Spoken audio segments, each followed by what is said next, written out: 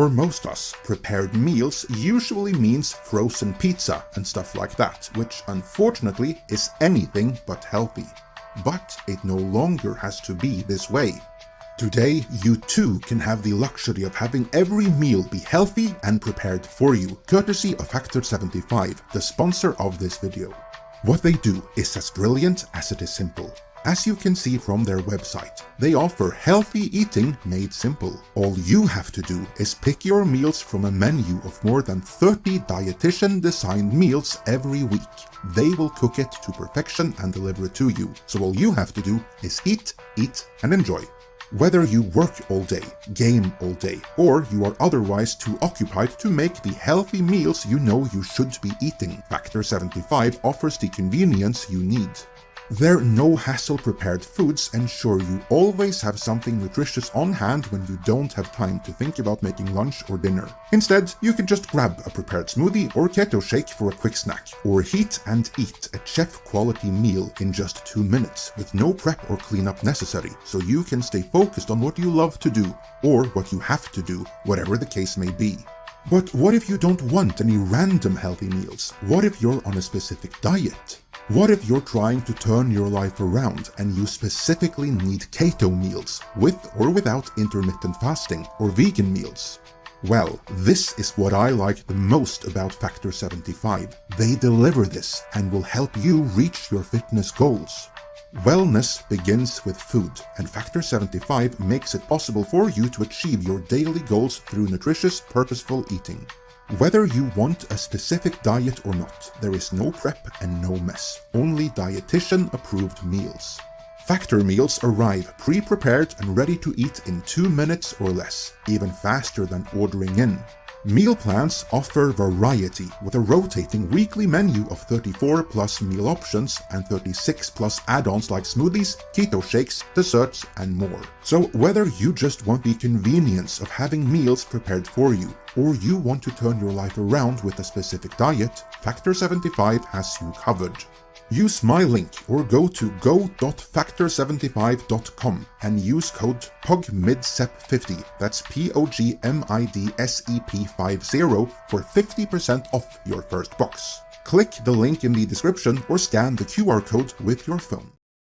Friends, if you're looking for real old school laughs, you're in for a treat because we've got them right here.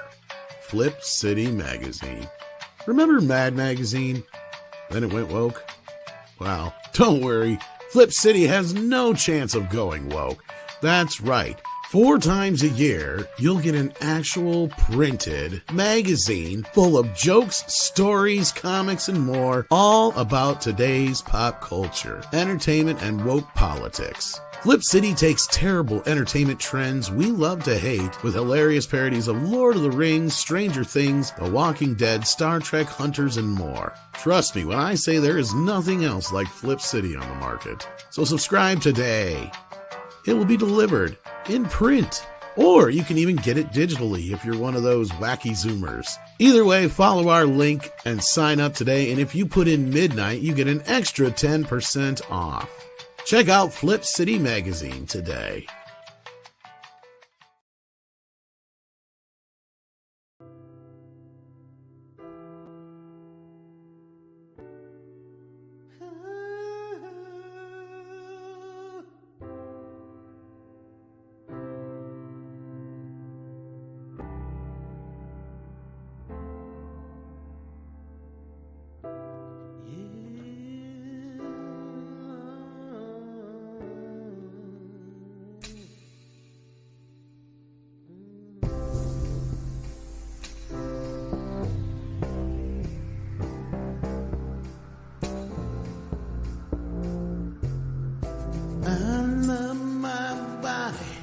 It's so good to me. I'm pleasantly plump, fluffy, and totally neat. Can't fit on a plane or a seat on a bus. But if you won't date me, you hate all of us.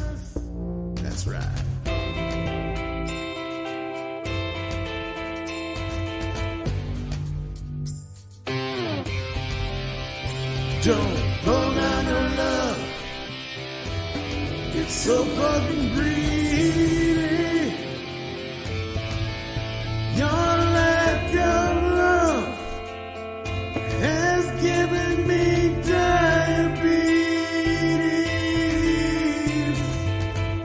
I can't see my knees, but I'm on them begging you, please. I gotta know, baby, are you gonna eat the rest of these? And can I get an order supersized with cheese? I would give you the last chip, yeah, anything you want. You can even have my pages when we're out at a fancy restaurant. I need a body positive love, and isn't it romantic that if you don't love me,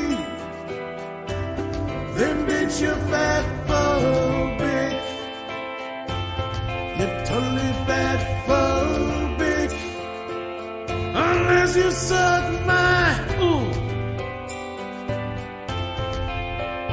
Don't hold out your love, baby. It's so greedy. Your lack of love, well, it's giving me diabetes. I gotta know, 'cause I can't see my knees, but I'm on them begging you, please. Are you gonna eat the rest of these? And can I get a second order, supersized with bacon and cheese, please?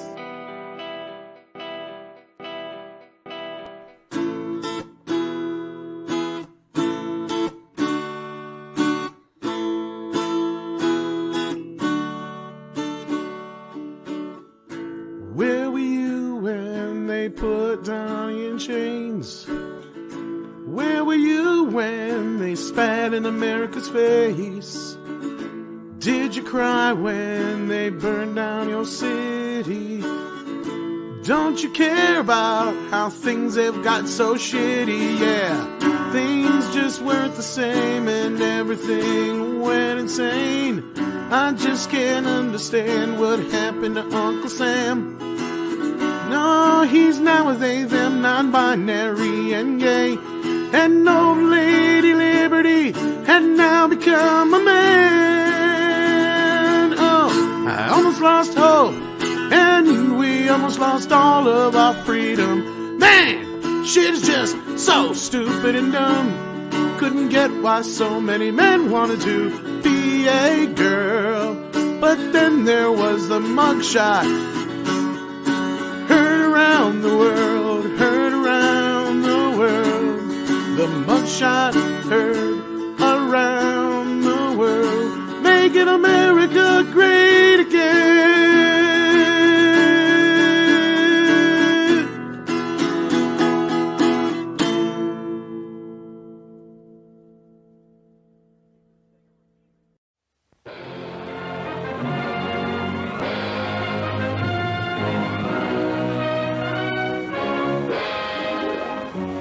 Television highlights of the news of yesteryear.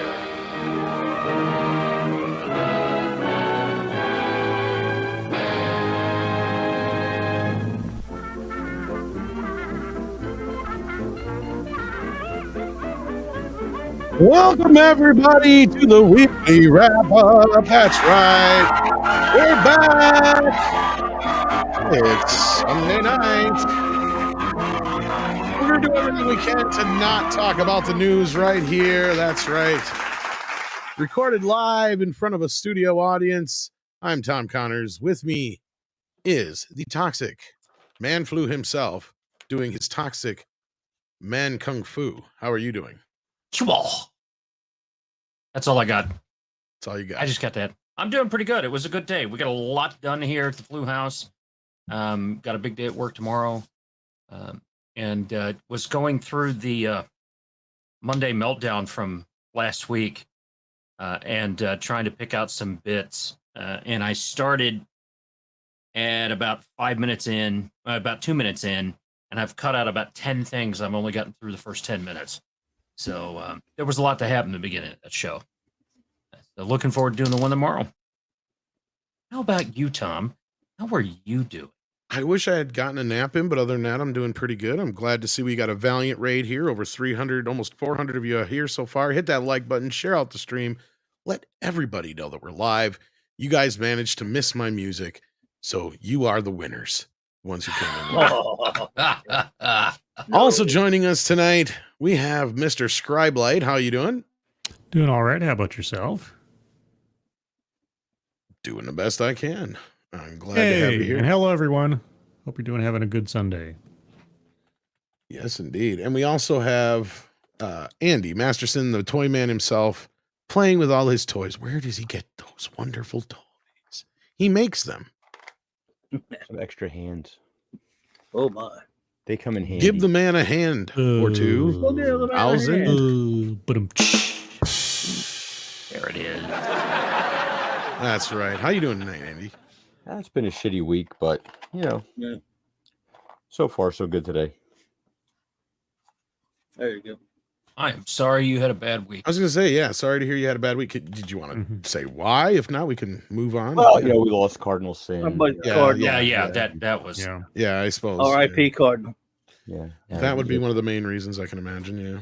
I got some friends of mine that are going through some stuff. It's like, it's, just... Rains of pores. Yeah, there's a lot going on. But hopefully tonight we're here to cheer you up and have some fun. And somebody I know who always is about having fun, Mr. Clobber Times. Hey, man. Good to be here with this great panel and this great chat. Everybody out there in the chat, good to see you all. And bummer about... I still almost in shock about it over, our buddy Cardinal. But I'm not going to bring anyone down tonight, but it is sad. We'll miss him. No, it's not even about that, but... let's have fun in his honor. Yes. If he had fun, he would want us to. Yes, indeed. He was a good buddy. And hello there, Ryder. And everyone else out there in the chat. Look at all those wonderful people. Let's make them have some fun tonight. Yes, we're going to do our best to anyway. When there's a poll up right now, so you can help us decide. We might have time for both polls, or both the lists, but generally, if we got one of the longer ones, it never seems. I believe that's what she said, Tom. Oh.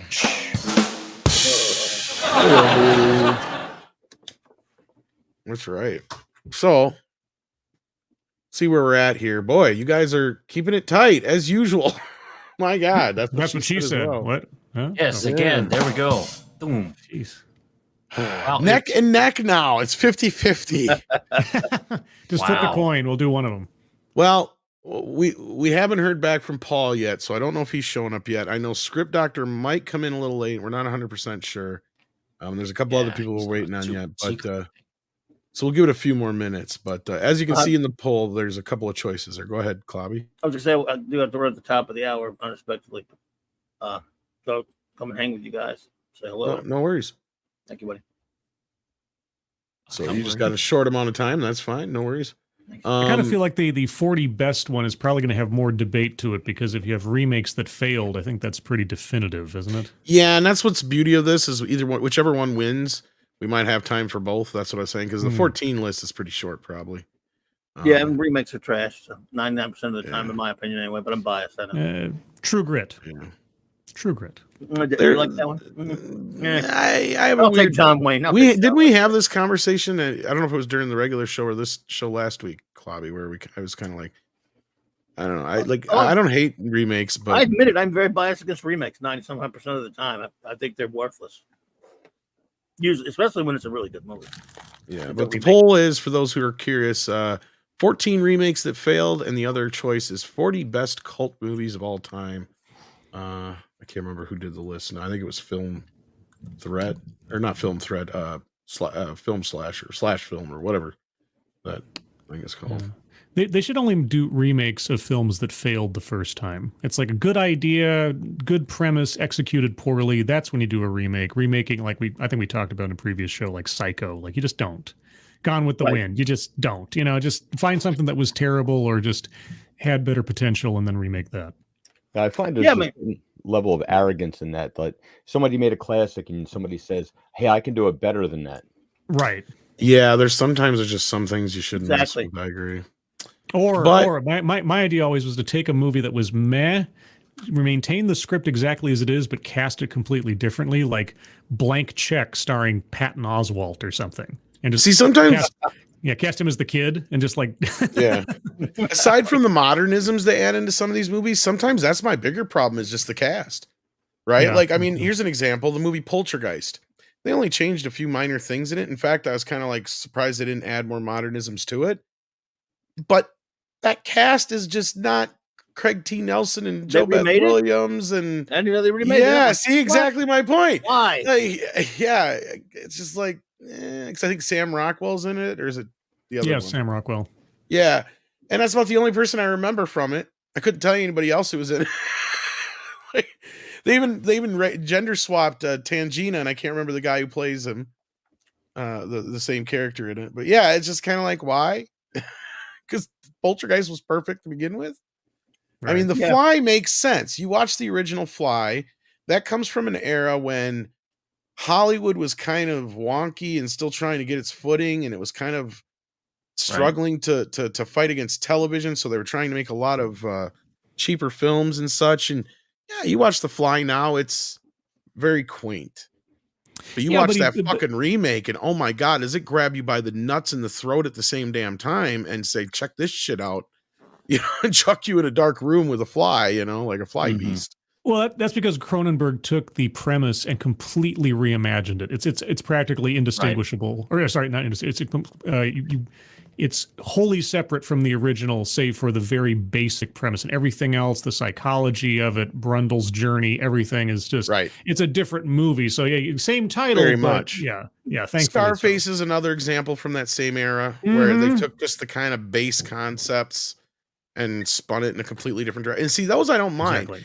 And then we even had the debate on what's a remake and what's a readaptation. Like some would argue like The Thing is more of a readaptation than it is a remake. But I said like the only, and I gave my definition, I think it was last week, where I said basically as long as you don't have anything that's in the movie itself in the original film and it's all stuff from the book, then it's a readaptation, right? Yeah, that's fair enough. Yeah, and like, and there are also exceptions to every rule. There's a few, right? And that's the biggest exception ever. That's such a great movie. Thing was good. Someone mentioned 310 to Yuma in the chat. I thought that was a serviceable remake. Yeah, that's pretty good. Yeah. If you have someone that is gonna be true to the story, be true to the character, and you have good actors in those parts, because you're right. There's adaptations and a lot. Stories have all been told, right? So that even this, I was going to joke around and say that they're going to remake Citizen Kane for a modern audience. You know, it'd be Citizen X Kane or Satina or whatever we're supposed to call things now. But if they decided to, that story is a redemption arc that never happens, right? The sad, lonely, rich person at the end and all that kind of stuff. The story's the same. So there's 1,000,001 ways to tell that story. Why do you have to go back and grab somebody else's? Right? That's what there's laziness that really hacks me off with some of those remakes. See, now something like that, that's why I enjoyed, I don't know if you guys have ever seen it because it's an HBO film, but it's called RKO 281. Yep. And it's about the making of Citizen Kane, and it's kind of like parallels that with the fall of Hearst. Right. And I love that scene at the end, even though that, chances are it never actually happened, but you've got Orson and Hearst in an elevator at the same time. And he's like, enjoy your fame now with your little picture because your story's just begun, my friend. Mine's over. He's like at the end of his journey. And it's just a great kind of moment of like, yeah, you can celebrate now, but you're just opening yourself for a world of hell. And it was, because Orson from that point on never was able to reach those heights again. And he was, kind of the burnout known in Hollywood for years, basically. But wait, what? Unicron? Come on, Unicron. I know that was his next peak. That and the Muppet movie. You can't forget those two things. Yeah. There's a frog and a pig in my office, and there's peas everywhere. Standard famous contract, please. But all right, so the other one we got was 40 best cult films, and that we talked a little bit about cult films last week when it came to like franchises and stuff, because I think we did the franchise list last week or the week before, and it was kind of surprising how many franchises had spawned off of movies that flopped in the box office, but then got big on video. So I think that'll be kind of an interesting topic there. So let's see where the poll's at now before we get too much. Oh, it's still tight. My gosh, guys. You're not helping. They're doing it on purpose. They're doing it on purpose to frustrate us.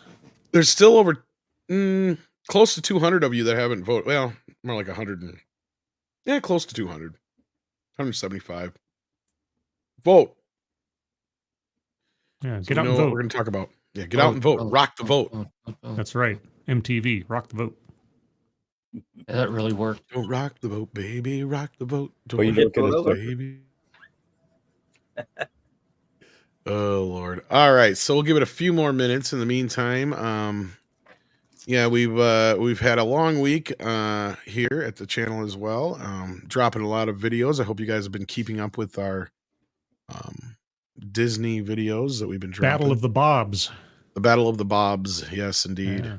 Man, I tell you what, you guys are laying out that story, and I'm just thinking, this feels like the second season of Succession. Like if somebody had to write a script for how this would work out, this corporate shenanigans going on in the background. It's really interesting. I can't believe no one's made a meme of that, like the whole "Show Me Your Bob's" song, and you put Bob. Bob's your uncle. Send Bob's. That would actually be funny. I think memes are getting a little tired. I'm not saying they're funny, and still there's some good ones out there, but I think the people that were doing them, you're doing so much effort sometimes to put those things together, and there's no real payoff. There's a couple of meme channels that I follow on X, Twitter, whatever it's called now. Twitter. Yeah, and they have been waiting to be monetized. And these are people that get millions of interaction with their stuff. They're waiting to be monetized. And you do all that work and to put those things out there, and then you're not seeing anything for it. So I think Twitter is where they would go to do that and monetize that. But having done it myself for a while, it can be very tiring trying to put all that stuff together. It's a lot of effort, and there's not a whole lot of way to monetize it. Unless you Clown World, that's another one I follow him. I think he's got a couple of million followers on Twitter. He got throttled, but he's got a merch store, right, where he does his stuff, puts that together. That it's a lot of effort for not a whole lot of return for some people. And some of the best memes are one-offs that some 13-year-old down in South Florida put together and threw up on Twitter or whatever and pushed around. Phrasing. Yes. Sorry about that. No, I found a good meme earlier I dropped. And again, it's the kind of low effort meme, but it works. Deduce. Yeah. And this is it right here. Clobby, there's a remake that happened in 2009. I think we can all agree was phenomenal. Yeah. The Star Trek film. Yeah. I know not of what you speak. I don't believe there's anything called There was Star no Trek. such thing that happened. There was no anything called Star Trek in 2009 that. No, it was not. No, it doesn't happen. So. No, it didn't happen. Figment of your imagination, sir. Right up there with No, wait a minute. It came from no imagination. Sorry. There we go. A de-imagining. A de-imagining. The de-imagining. We've devolved. Yes. De-evolved.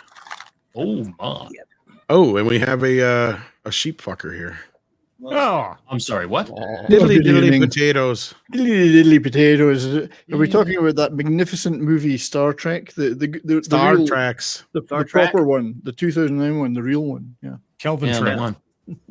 It was Yeah, the that's the second one. movie where they cast a With British that Brit guy playing the Scott. as Yeah. that. Aye. Oh, yeah. You couldn't even put a Scotsman.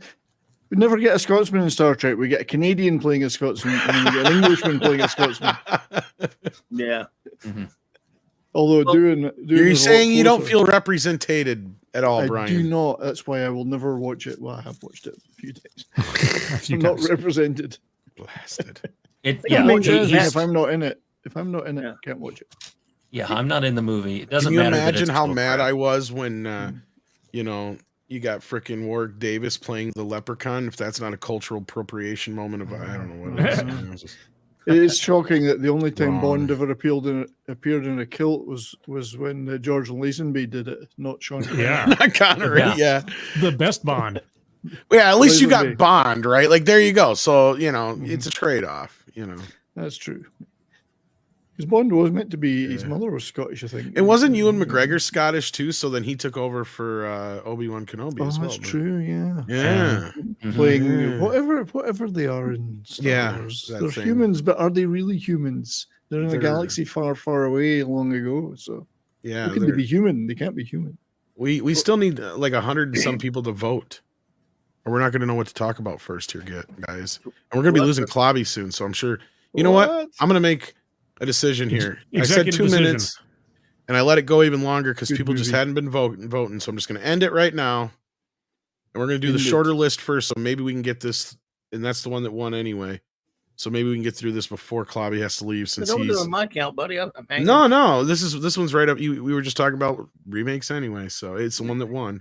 So 14 epic remakes that failed to impress. Well, I think we can guess one of them that's on here.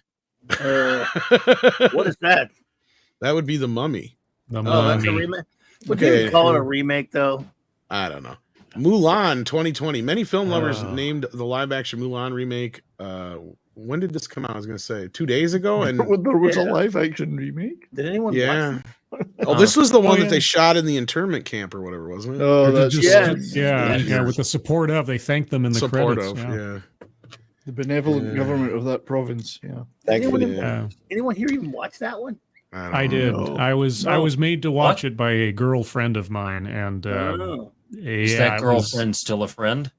Oh yeah, no, yeah, it's yeah. It was like I want to see Mulan. Like, oh, okay, Oh, God.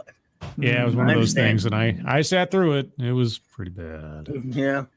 Here's one I think that might fall in, as much as I hated it, it might fall in the readaptation It's category. readaptation. Actually, as much as I can't stand it. Because I was going to say, because I think it has more in common with the book than the Gene Wilder one does. Right. Yeah, Most people are going to see it as a remake. They're not going to think about that. So, in the public perception, it's probably just considered a remake. But you're right. So yeah, even though I hate it, I'll allow it.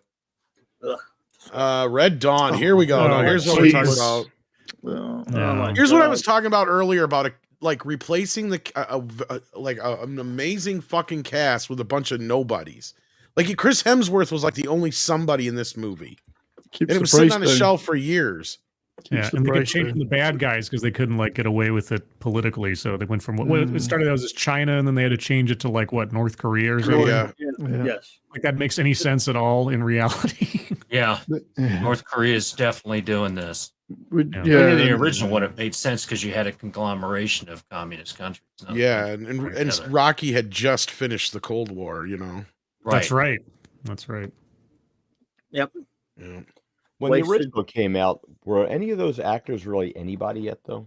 Yeah, they were Not- kind of. They were known as somewhat of the Brat Pack yet, weren't they? Or Well, it looks like 1984. because you had Rob Lowe, Patrick Swayze, who were probably the two most well known. Yeah, they were well.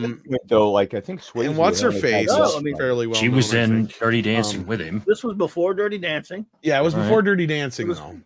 You want the best Rob Lowe, Patrick Swayze movie? Young Blood. Yeah. C. Thomas Howell was. Oh, Charlie Sheen and C. Thomas were pretty popular. Too. Yeah, they were known, but Yeah, Lee. Well, C. Thomas probably most of all. Like I said, this is half the cast of the fucking Outsiders. yes. Yeah. That's what I'm saying. Like you got Like, they weren't unknowns, but they weren't like relatively unknown, but like Charlie Sheen, C. Thomas Howell, Patrick Swayze were pretty well known at Young that but point. They were- upcoming. yeah, They were upcoming. Leah Thompson had Up been and in coming. Jaws 3 already. Oh well, Um, there you go. You got Powers Booth. You got Hmm, Yep. hmm. Hey, speaking of remakes, and C. Thomas Howell, you think they'll remake Soul Man anytime soon? Oh man. Yeah, they I hope would so. actually, but they'd reverse roles. But I That's almost right. want It'd be to called White Man or White Bread or some shit like that. It'd be about a black Cracker. man going to be Cracker. white so he can get like a scholarship or something. White Well, they've chicks. done that. They did that with the Watermelon Man. That's They right. changed the That's dad true, jokes from you're black to right. white. Yeah, Yeah. that's been done already. Yeah. But yeah, no, Red Dawn definitely belongs on this list.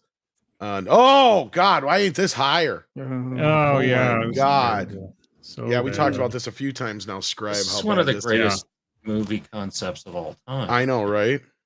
Yeah. And the production I was think this hell. is the hubris thing that Andy was talking about. This is just Hollywood thinking that they can do better, and these people, it's just pure hubris to think that you can take this and it be good. And it was all. Hmm.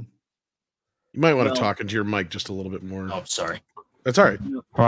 So talking about Andy. That's better. Ooh, I that's like it nice. when I can hear the Sensuous. slobber. Sensuous. It's one of those things where Now you're Robert kind of England- cutting out there.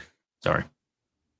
What were you Robert saying, England- Clobby? Well, Robert England is such that part that nobody, even an excellent actor like Jackie Earle Haley, he's just not going to replace him. I'm sorry. That's a big part of a lot of remakes. And to be fair, Jackie wasn't given shit to work with, No, I and they understand made him that. look horrible. But that being said, you're 100% right.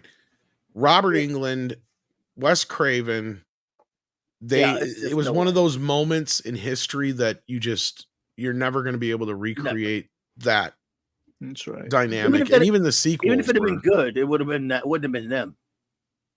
You know. I agree, and it had its moments to go good, but like Scribe was saying, and we talked about this a little bit more in depth last week, I think it was, and just how much production trouble this thing went through. You had a major studio on top of it all now, and instead of New Line Cinema, it was Warner Brothers basically. Plus, Bay Films was involved, whatever their Platinum Dunes thing. So it was just a horrible idea from the start, and it wasn't even that many years after Freddy versus Jason had come out. No. See, the only thing I could think of if they wanted to continue the series without Robert Englund and make it work in some way is if you have a in-universe makes sense passing of the torch, because it says A Nightmare on Elm Street. It does not say Freddy Krueger versus the teenagers.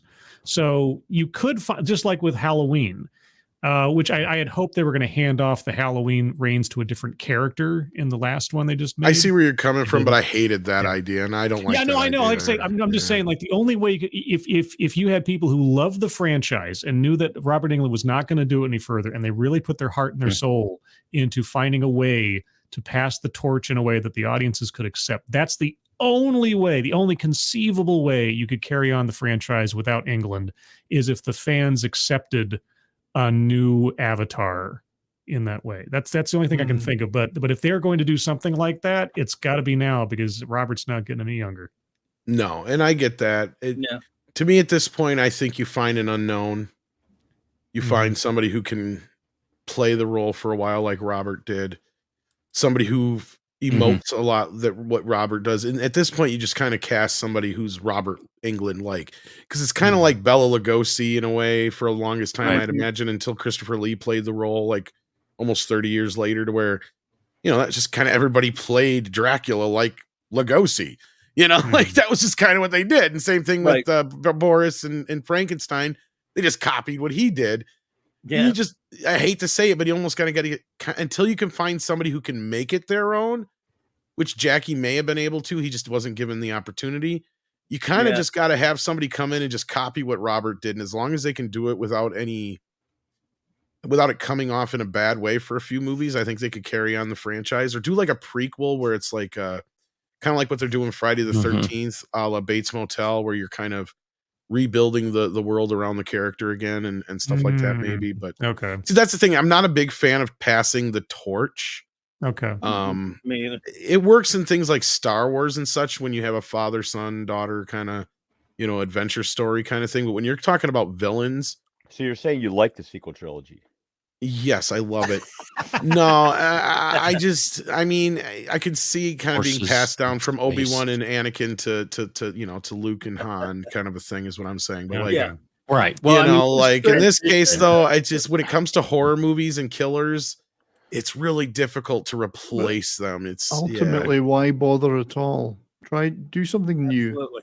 Do something new. There's that too. There is that too, Brian. That's at the end of Yes. the day. But to me, I want to believe that, and this is maybe just that hump we have to get over until we can get to that Christopher Lee in quotation era of these characters. Because that was the thing is, I mean, we had the golden age of horror, but those characters lived on beyond that, and they became known as those icons because so many people played Dracula, so many people have played Frankenstein's monster, so many people played various versions of these.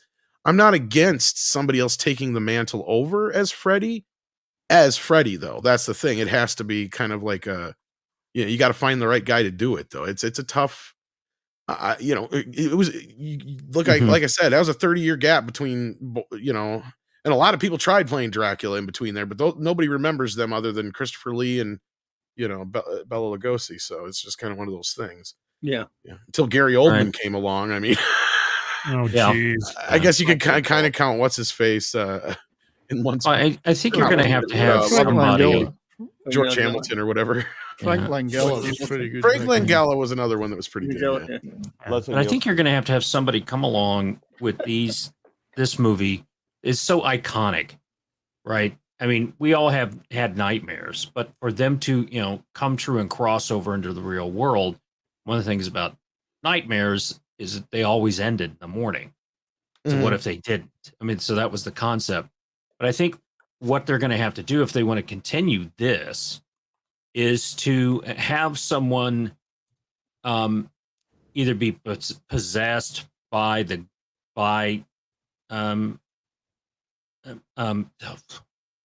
Freddy. Sorry, thank you. I kept wanting to say Chucky. I'm like, no. Either be possessed by Freddy or to be so affected by Freddy while they were in the dream state that they then do what Freddy did and become Freddy, right? And because as you're saying with Star Wars, even the villains in Star Wars you can pass the torch on to, because the Sith always train another one, right? And the Jedi always train. They always have ones they're training. There's always somebody else to come up. A hero will rise to fight the evil that will always be there.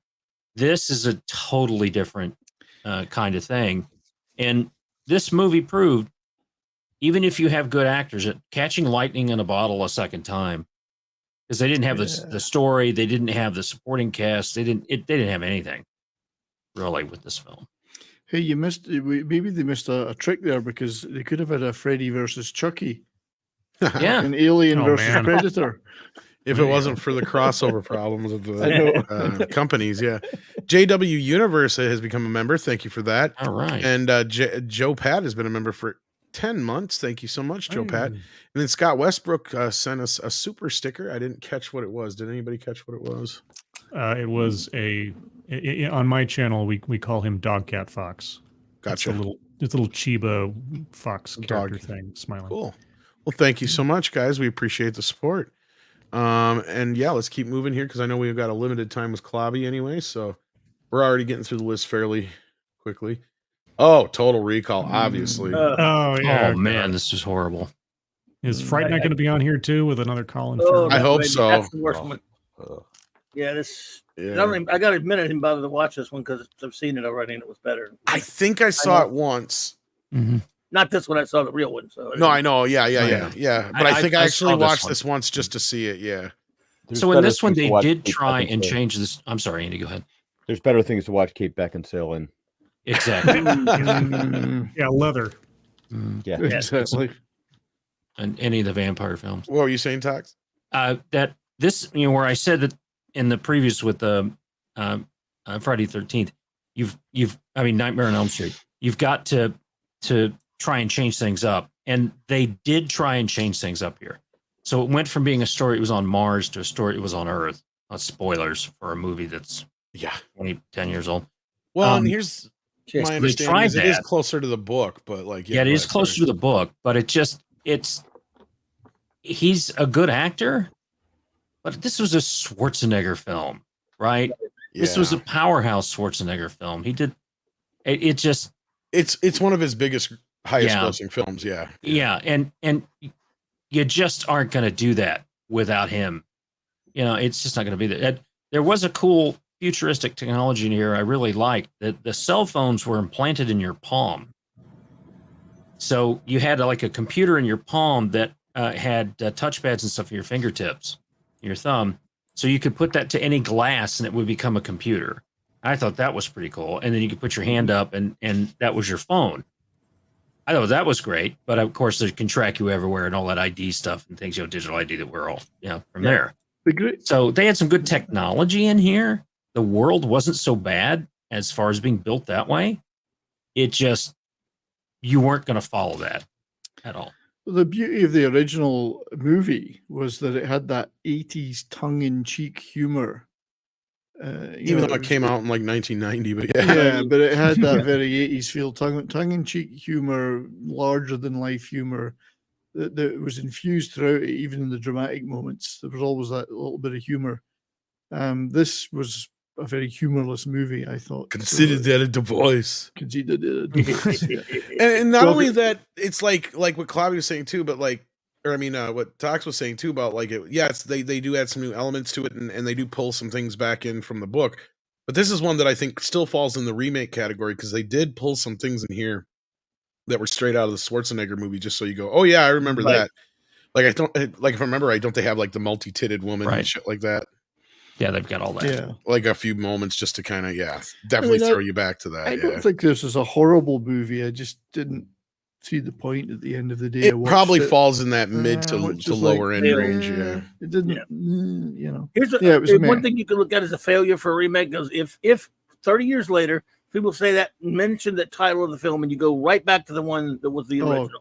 No one's ever going to think about this. They're going to go to the Schwarzenegger film. Yeah, absolutely. That's the problem you have here, and that's the problem with most of these movies. And that's the difference between some of the ones we talked about earlier, to where when you mention The Thing or The Fly, now most people go to the more modern version. But right. Yeah. Well, that was a movie that you just went, why? It's funny. Speaking of that, I was about to say, I hope this isn't on here because you know what?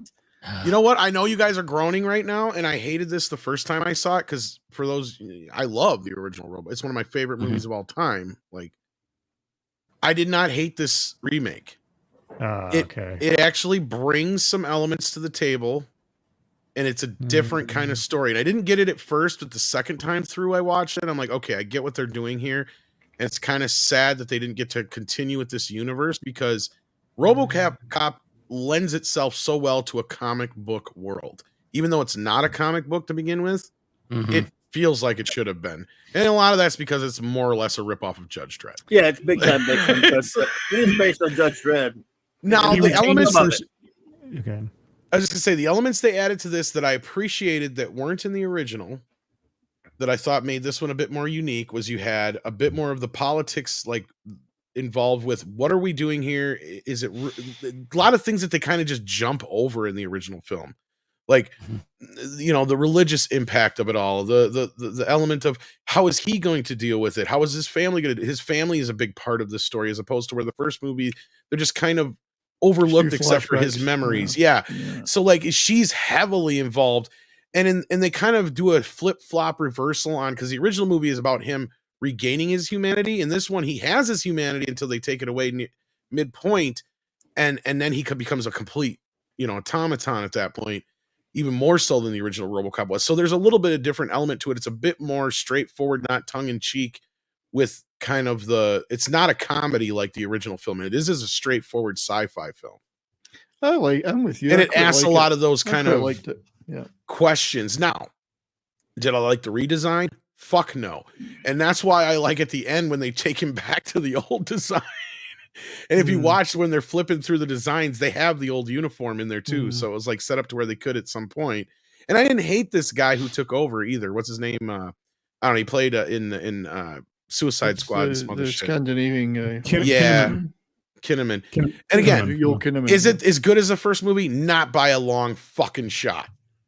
But it's a 6 or so out of 10. A creditable attempt for once. It wasn't all bad. It was pretty good in places. Yes, the original was a comedy. Is technically a comedy if you think about dark comedy, but comedy. Yeah. Well, satire. Satire would be a better way of putting it. Comedy, yes. Yeah. He shoots a guy in the dick. I mean, that's funny. Yes. That's Well, that was where Paul Verhoeven was pissed about the making the cuts that they made him make because they were just really minimal. But he's like, you don't get it. It has to be over the top or people won't understand. It's supposed to be funny. It's not, it's a comic book. It's not real life, you know. Mm-hmm.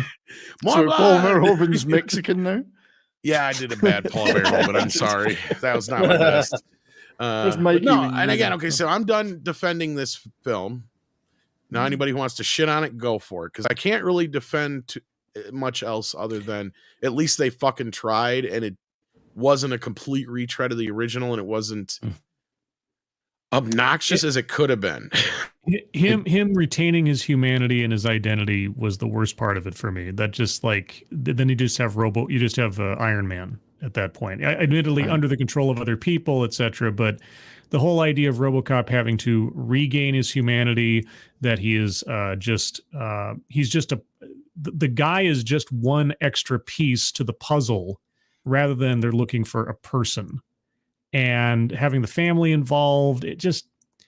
I realized they were trying to do something different. I get it, but it's sort of like trying to replace Freddy Krueger with a different personality. If you have RoboCop who knows his own name and can remember his family and understands that he is in a body horror situation from the get-go, it kind of robs the whole idea of the character to me. So that was my biggest complaint of the whole deal.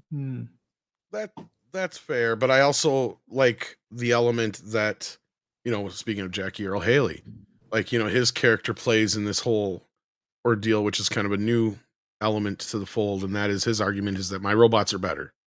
And then everybody else is kind of just not quite ready. And that's the thing, is if this were that's what I feel about this movie, is this movie feels like if this was happening in real life right now, like all these things are kind of like, that was the thing. The original film feels like a sci-fi film, like no way half this shit could happen in real life when we originally saw it. Now it's kind of ironic that we've gotten this point in the future and how many things are actually like that film. Don't get me wrong. But I like how and again, I'm not saying you're wrong, Scribe. That's totally fair. But I just think it treats it more like a real world situation in this movie, I guess is what I'm saying. Because they would be asking all these questions more so than they just kind of skated over him in the original film, I felt like. Especially with his wife. Like, why isn't she kind of asking more questions or being a part of this more so in the original film? She just kind of pushed to the side until she's completely out of it after the first film, I think it was. But yeah. Like, I think they have one little element of her in the second film and she's gone. But we are going to be losing Clobby here, so go ahead and plug yourself, Clobby. What you got going on? Oh, that's okay. Nothing much, man. Thanks. So sorry about that, dude. I thought he was going to be starting later than he was, but just you know where to find me on Clobber Times channel. 4 nights a week on my own show, 9 p.m. Central, 11 Monday night, Mark C. Comics Talk, Wildcard Wednesday nights. The Clubhouse, number 100 is for the Clubhouse this Thursday night, and of course Saturday night, Star Trek, all 9 p.m. Central. And thank you so much for having me, buddy. Great to see you. I wish I could have hung longer. I didn't realize I was going to have to cut this early, but thank you so much. Take care, everybody. Cheers. And Chad, I'll have a great one. Good night, my friends. Good night, Clobby. Have a good one. You too. Okay, you guys are over debating the comedy thing. I should have said satire. Jesus, let it go. God. I'm going off of what the actual makers made it as. It was written as like a comic book satire more so. But anyway, moving on from there, unless anybody else had more to say about that. Oh yeah, here's a Pointless remake. Yeah. Yeah, speaking of, it should have been called Pointless Break. Pointless Break, yeah. It's like a broken pencil. Pointless, yeah. Who the hell was even in it again? Because here's again where you have Patrick Swayze and Keanu Reeves in the original, and you're not going to top it. Wasn't one of the Hemsworth brothers in this one too? Yeah, I think so. Not Chris, but the other one, I think. Yeah, the spare one. The spare one. This is like the third, fourth Baldwin. We've got him in the backup just in case we need him. Yeah, not Steven. I don't remember his name, but he's just not as bad as Steven. Right, his name's Stu, Frank, who knows? Whatever, I don't remember. The other one quits. We've got this one. Yeah. Ralph Hemsworth. Ralph. By the time they got to the end, they were just naming them after animals they saw around them. Wallaby Hemsworth, Kangaroo Hemsworth. There were like 5 million of them running around. Yeah, why? Again, why? And like this was one that was like only how long ago before this? It was a couple of years, but it wasn't that long before this that Patrick Swayze had even passed. Yeah. Yeah, So see, was to make a 2009, film 2010, something like that. Yeah. right after he died. Yeah. The first film wasn't that great. Okay.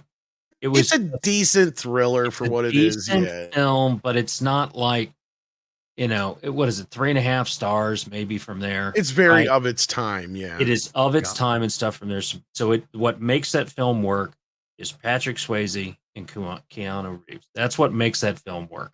The story, I've seen the story, right? And it's great that they're surfers and skydivers and all this other stuff there. That dynamic, they didn't have anybody in this film that had that dynamic. Yeah, and you didn't have Gary Busey either. That's the other thing. Right. Yeah, you gotta have the Busey. They could have had Busey in there. I'm sure. But it didn't have any of the bravado of the other one. And they look when they made it, 2015. That's when things were starting to happen. That you should have had plenty of bravado inside of that when that came out. And it just was milquetoast. Yep. This would have been a concept maybe that had been better explored as like a TV show of sorts, as like a quasi sequel TV show, maybe, but like as a movie, a remake, no. But even if they made it now, they would make it 2 female leads, which I'm not against. Probably. That at least would make it different, And then plus you could see chicks in bikinis and shit at least. Well, it's one of those things where you like take the script, change nothing, and just replace all the actors with women and just see how it goes. Okay, so they're claiming that this is a reboot of the 1999 film. Are they forgetting that there was at least 2 or 3 mummy films before that? No, this is the start of the Dark Universe. Yeah. This is supposed to set off the whole Dark Universe thing. Written by who? Well, it certainly went dark after this, for sure. It went dark. I never understood Tom Cruise being attached to this, because it isn't a Tom Cruise like character. Because they were trying to make Brian, you probably remember it once I kind of get into it. They were trying to make and I don't blame them for doing this, but I do. It's like one of those things. It's like I get it. It sounds good on paper, but it's like once you start getting to execution, you probably should be like, this is not going to work this way. And I'll explain why. Their whole concept was they were going to try and do the MonsterVerse over at Universal, because they own the rights to all the ones that we were talking about earlier, Bela Lugosi and the Karloff, Frankenstein, and all that kind of stuff. They own the rights to those versions of the characters. So what they were trying to do is pull a Marvel universe together of those characters, which it works because those guys were kind of the original shared universe when you finally got to the House of Frankenstein and House of Dracula movies and all that kind of stuff, when they were literally like they were versing each other and all that kind of stuff. So you can do that, but not like Marvel, not like Avengers. I mean, and if you're going to do that, why are you starting it with the Mummy? I mean, it doesn't make no sense. And I mean, your villains can't be your heroes. So again, this goes back to like you kind of almost have to treat it like a very low budget Marvel kind of thing and get together maybe all your quasi heroes first, like your, what's his face, who's always going after Dracula. What was going to be the grand crossover film to this? It's like, okay, I don't know, but they had him, they had Angelina Jolie, they had Russell Crowe, they had Johnny Depp, they had Javier Bardem was supposed to be Javier Frankenstein. Bardem. Yeah, they had all this huge cast that they already pre-casted in this universe that never happened. Van Helsing, thank you.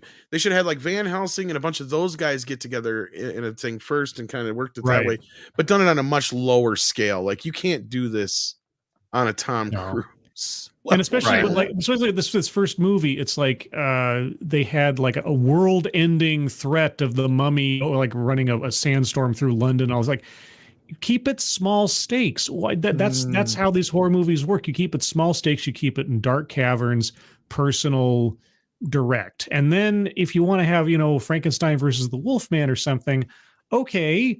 But trying to turn everything into they were running into all the problems Marvel encountered years after the fact in one movie. And this, of course, yay Kurtzman, is that we're going to overblow it budget-wise, concept-wise, keep it small, And Yeah. like I say, I don't even know what the possible monster universe could have been, because, like you say, the only other way you could do it is like this, like League of Extraordinary Gentlemen, basically. Kind of. I mean, the closest if you really want to see the concept operating how it might have, is if you watch Penny Dreadful season 1. Penny Dreadful season 1 is probably the best example of taking all those old type of characters. You got Frankenstein and Dr. Jekyll and all that, and you put them into a universe where they interact with each other, but they're not friends, they're not enemies. It's sort of a movie universe doesn't make any sense, I don't think. A monster squad. Basically, yeah. And I mean, Squad.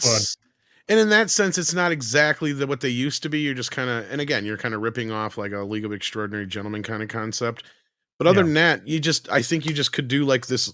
They should have just gone at it with, I hate saying it, but you basically should have done it like a Blumhouse idea and gone at it with a little bit more. We're going to do a classic Gothic horror series. They aren't going to necessarily be attached to each other. You don't have to cross them over necessarily. You could eventually if they work out. But I think they should have just started simple, started with Dracula, then Frankenstein, then the Mummy, and so on down the road. And I don't think if you'd have kept them, even if you like stuff like they did with like Francis Ford Coppola and Branagh's Frankenstein and Francis Ford Coppola when he did Dracula, something like those lines. Even you don't even have to get that extravagant even.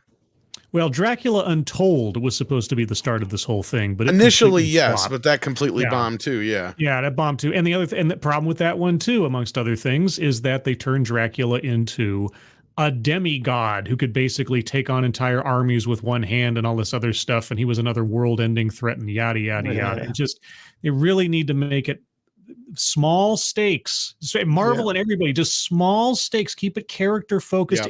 You build up to that stuff. Intentional pun for Dracula. Intentional pun. I was thinking no, that was accidental. I won't take credit. That was accidental. Good one though. That's good. That was very good. That was very good. Or otherwise, you basically just got to go at it with like Van Helsing from that perspective. Otherwise, if you establish the protagonists of each of the series as that's who you're following, like the Mummy. The Mummy wasn't really based on a specific book or anything, but you could create, Tom Cruise's character. You could make him the hero, and then of course he survives at the end. You could have Van Helsing. I think that was the plan, actually, but sorry.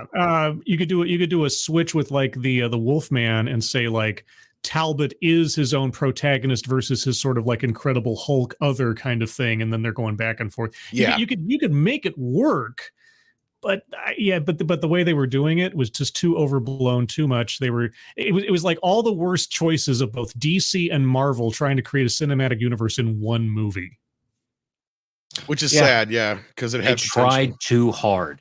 Yeah. They did try too hard. You're 100% right. They went for spectacle. Tried too hard. Oh, here we go. Oh, yeah. How is this not number one? Exactly. Right? Of all the things in the world, unless Psycho is next, like that's the only thing I can see other than, and even this I would consider worse of an idea than Psycho was, because I want to buy into that whole idea that Gus Van Sant did that Psycho movie so nobody would ever do it again. If that's true, then I would love to for someday for Paul Feig to come out and say that's what he did here, but we know that's not the case, right? No. He actually believed in this stupid fucking thing. The fact that the studio got behind this stupid fucking idea, the fact that anybody thought this thing through, didn't think this thing through far enough to get it, to the point where they're just like, maybe we shouldn't do this, or maybe we should mix it up a little bit, or maybe we should make it a sequel of sorts, but not a remake. Like, none of these things ever crossed anybody's mind at any point. Oh, I know they did, but they got axed, because if you go back and check our videos, we went through all the emails, or at least Andre and them guys did. But yeah, no, this is all Amy Pascal. This would not have happened without 110%. She wanted, she wanted her Ghostbusters. She wanted her girl time, and Paul Feig was more than happy to accommodate. And you know what's sad about this whole thing is there was an opportunity here where it could have actually worked out for them, and it may have even worked for the audience. And I don't mean because of Ghostbusters, because if you go back and you watch our videos, in one of the original emails that Amy Pascal sent to somebody higher up, I don't know if it was Tom Rothman or somebody else, or not Tom Rothman. Trying to remember who at the time was the head of Sony. Was it Aaron Roberts or whoever it was?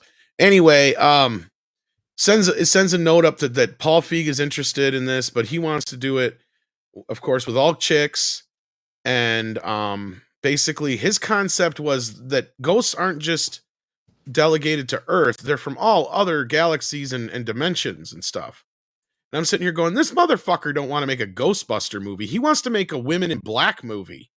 Why didn't they just have him come in and go, why don't you just make Women in Black? It would actually play with the title too. You know what I mean? You got Men in Black for the first 3 movies. Now you got Women in Black, and it just happens to be about 2 Men in Black team members that happen to be women that are together.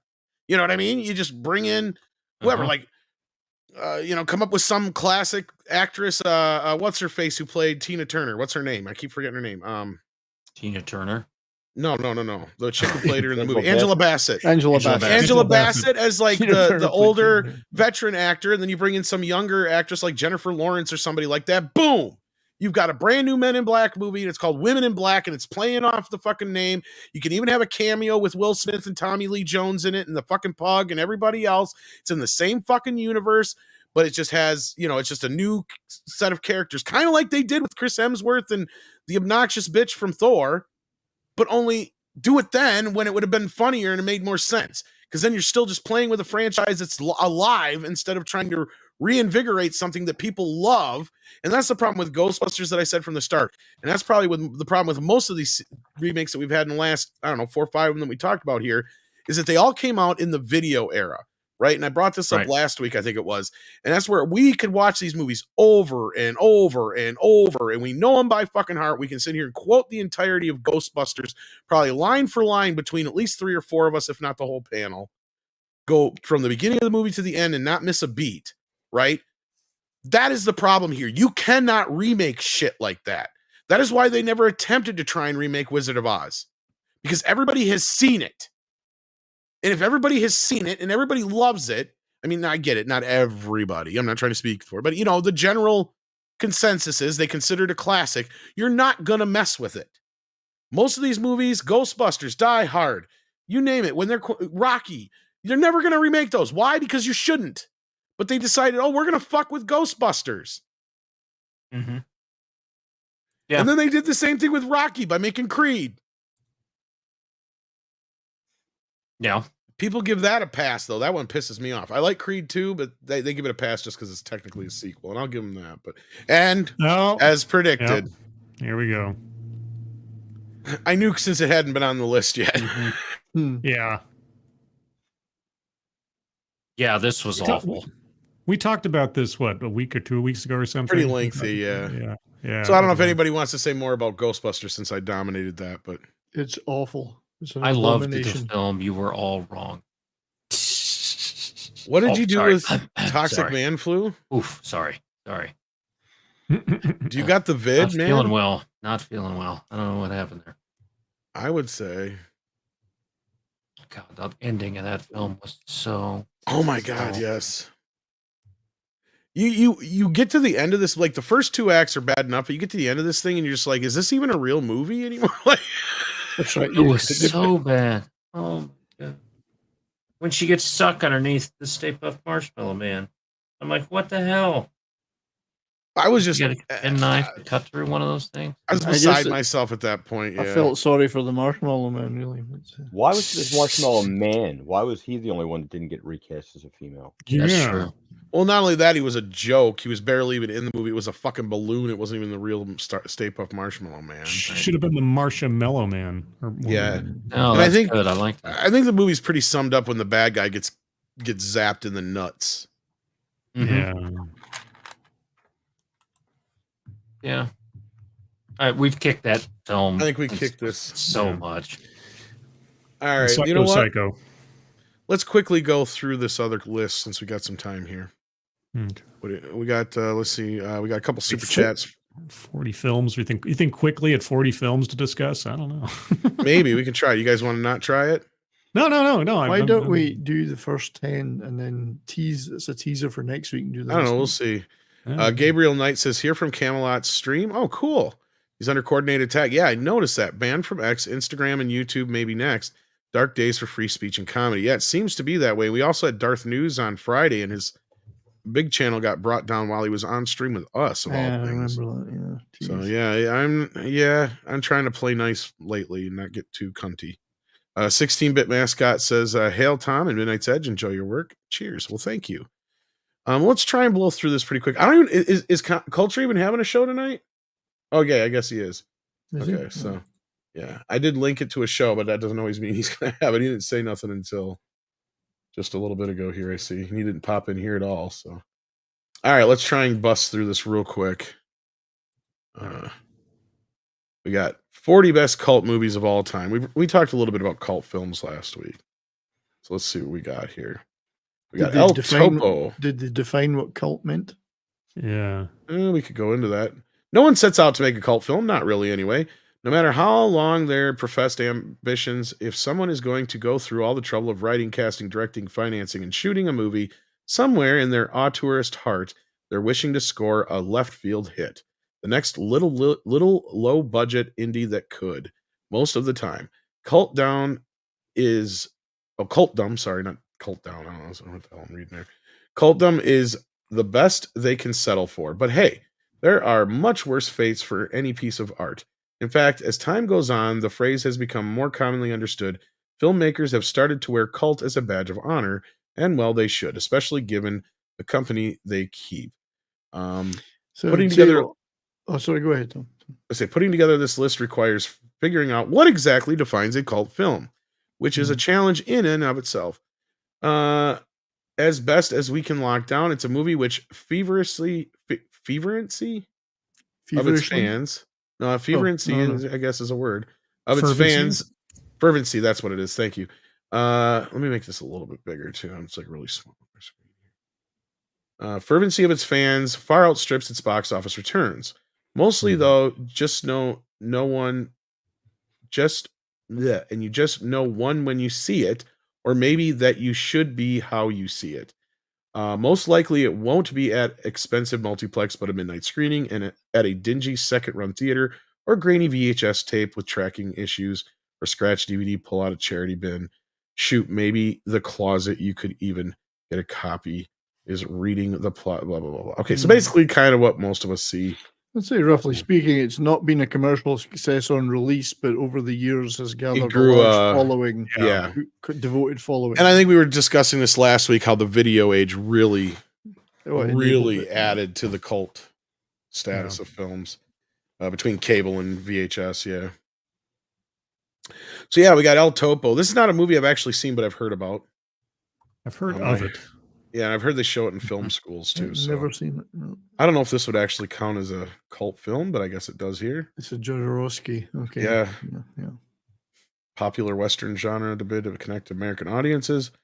Though none of them seen anything quite like this mind-tripping auteur in the tradition genre tropes. So it's a Western. Yeah.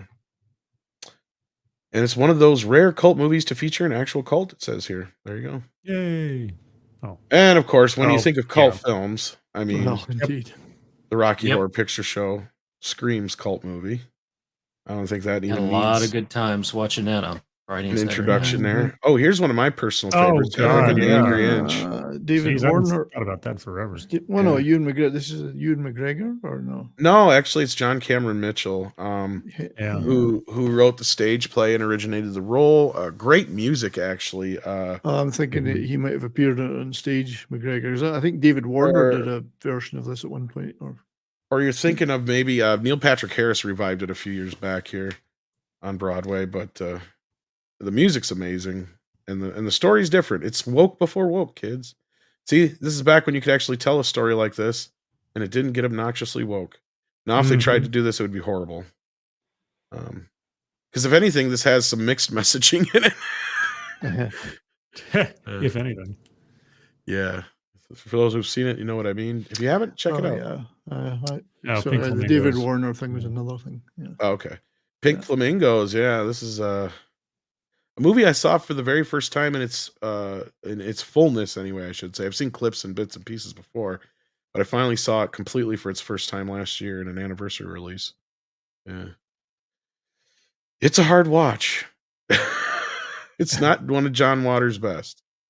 But it's definitely one of his weirdest. I take it I'm the only one here who's seen it. Oh, no. Oh, I've seen it. I've seen it. Repo Man. Yeah, I've seen that. Well, this one I figured people would be popular one. Yeah. Alex Cox. One of those movies that screams cult film. Yeah. Oh, Clerks. Does Clerks even qualify anymore? I think it transcended from cult status to sort of mainstream status in a weird way, hasn't it? Yeah, probably. Yeah, I would have to say that because without this, there's no Kevin Smith. That's what I mean. Between all the sequels and just all the stuff Kevin's done. Yeah, since. that it led to and the other things that he did. Yeah, and it's so tied in with everything now, and it's didn't do anything for some of the actors. But, no, sadly for them, but yeah. No. Yeah. Oh, here we go. Eraserhead. Here's a Oh, wacky, weird one. David Lynch. Yeah. Yeah, that's still Nightmare one fuel. of the strangest experiences you'll ever have watching that. Yeah, no kidding. Yeah, this is the Room's going to be on here somewhere, right? Oh, I'm sure. I wouldn't imagine. I can't believe it's not higher than it is this already, actually. But yeah, I'm not surprised that one's on there. Heather's. This is another one I have a weird. Yeah, I was gonna say it almost is mainstream hit. I would say. Mainstream. Yeah. It was pretty popular. Yeah, that was popular. I wouldn't consider it a cult film. Where's the culture? But do people really rave about Heathers now? I mean, has it got a huge devoted fan base? I don't know. Maybe. Well, not anymore. Not anymore. Well, maybe Heathers didn't do that well in theaters initially. I'd have to look. Now, Showgirls. Yeah, That's where's a Culture movie. when you need him? It's his favorite movie. It's a movie. I did. Yeah, this is another one I think that it defines cult status in a way. Almost. Whoops! What the hell just There's happened? quite a lot of cult in it, I think, wasn't there? What the It's a bit fuck? culty. I mean, as a sequel to Saved by the Bell, it's actually Sadie. interesting. What the Pop-up fuck? women's strip show. What the hell just happened? Might want to hit. I don't know, back but you button might on want that to or take that something. down off the screen. Yeah. I Yeah. can't. So- I can't go back or nothing. I don't know what the fuck just happened. Oh, there we go. It's Okay. the same pop-up again and again. Sadie, I bumped my arm and the whole fucking thing went crazy. It must have bumped one of these other stories. Admit it, Okay. you were bookmarking that for later. Yeah, I was. Fuck yeah, I was. Yes, Sadie, just a minute. Chill out. Yes. I need attention now. Yeah, she was just Aw. out a little bit ago. She's being a brat. She wants her supper. Oh, She Pink can wait. Flamingos. Yeah, sorry, I missed Okay, that. we when you did- were talking about it. yeah. I wasn't paying attention then. But All right, go ahead while I let her out because she's being obnoxious. Isn't Yeah. Pink Flamingos the one where Divine Eats poop. did something in the street? Yes, or Yes. yeah, ate something in the street. Yes, Yucky. Yeah. yeah, Back when transvestites were edgy. yeah. Mm-hmm. I do like John Waters movies, though. He is good. Yeah. Very good. They're always interesting. It Yes. depends on the quality varies, but they're always interesting. I love it when he does cameos in other movies. Yeah. He's not directing. He's a great cameo yeah. actor. There was an episode of Homicide: Life on the Street, which was a crossover with Law and Order. Yep. It was like the first time where the Bel- cops from Law and Order showed up in Baltimore to deliver a suspect back to Baltimore, and it was John Waters. And the first time I saw it, I was like, "What is going on?" It was such a That's right. crossover of universes and dimensions. I was like, "What's going on?"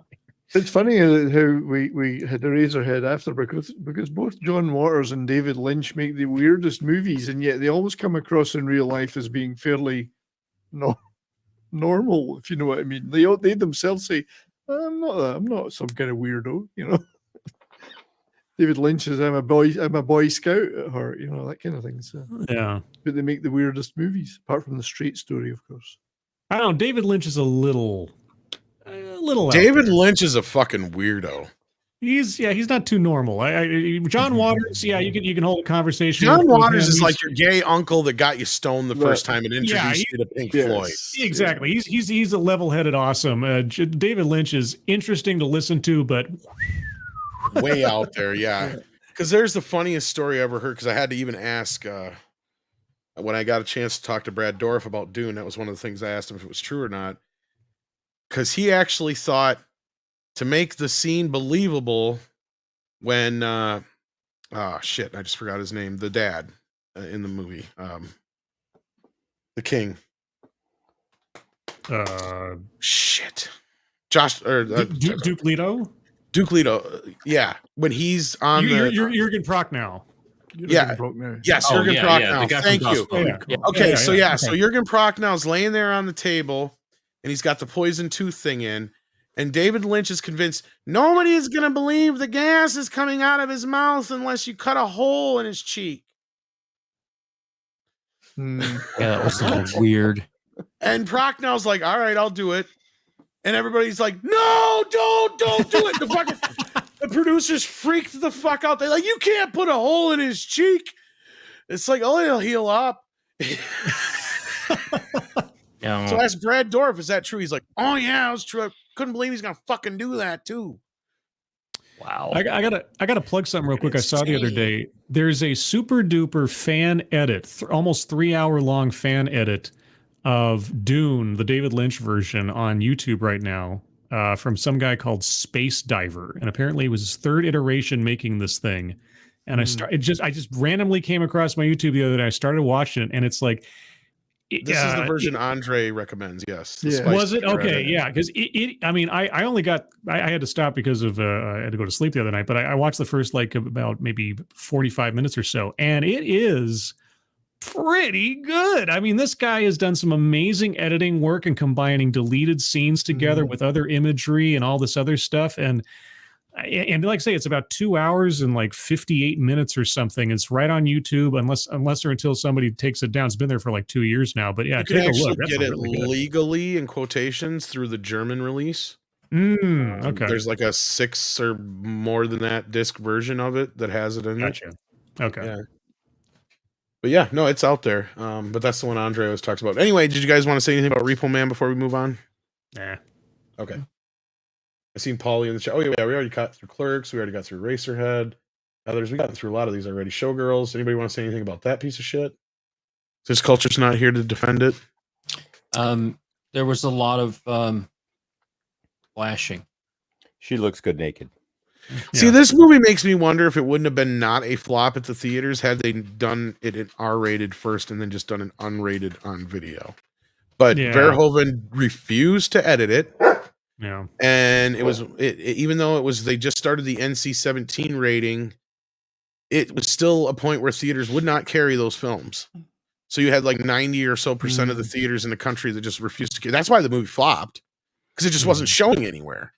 I gotta give it big marks for having Gina Gershon in it. She's always worth it. Yeah. I mean, is the movie any good? No. But who cares? It's one of those movies though that is so bad it does kind of crawl its way back around to being funny. Yeah, like who really? Because that's why it's become a cult hit. Like, absolutely. They've tried to make a kind of a Rocky Horror cult out of it with people undressing up. That I do agree with. I've seen that. Yeah, it is a cult. Okay, Wet Hot American Summer. This is one I've never seen, but I've heard people talk about before. Oh, it's hilarious. Absolutely hilarious. Would you consider it a cult hit, though, considering it's had so many sequels made to it and shit? Like a TV show and all that shit? Sequels? Well, it was like a sequel show and all that stuff. Yeah, and they did have a sequel movie. Yeah, no, it's still, I think, enough underground and subversive enough. And man, just the cast in it. Everybody that went on to do other things, even God, what's his name? The kid from Nightmare on Elm Street, the remake. You've seen him all. The Red Letter Media just pointed this out. Like his first role was in this as a kid, like criticizing the lifeguard for not keeping an eye on the kids that were drowning. I mean, it's just there's so many funny bits in this. I've never actually seen it. You gotta watch it at least once. It's amazing. But yeah, I've never. It's absolutely amazing. I like David Hyde Pierce is in it. There's this one part where David Hyde Pierce and Janine Garofalo are together, and I can't give it away. It would ruin it. But there's this one little. It's supposed to be a tender moment, and then it gets completely broken, and I bust a gut every time. It's great. Can't recommend it more for those of you that have some subversive comedy leanings.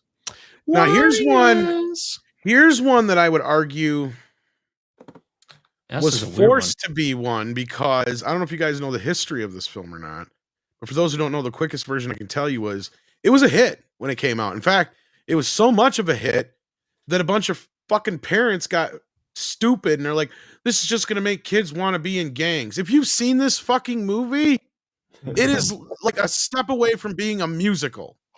Yeah. It's a great fucking movie, but it's complete fantasy. There's no fucking way anybody watching this movie is going to go, I'm going to go join a gang. Because if you go looking for one of these gangs, they don't exist.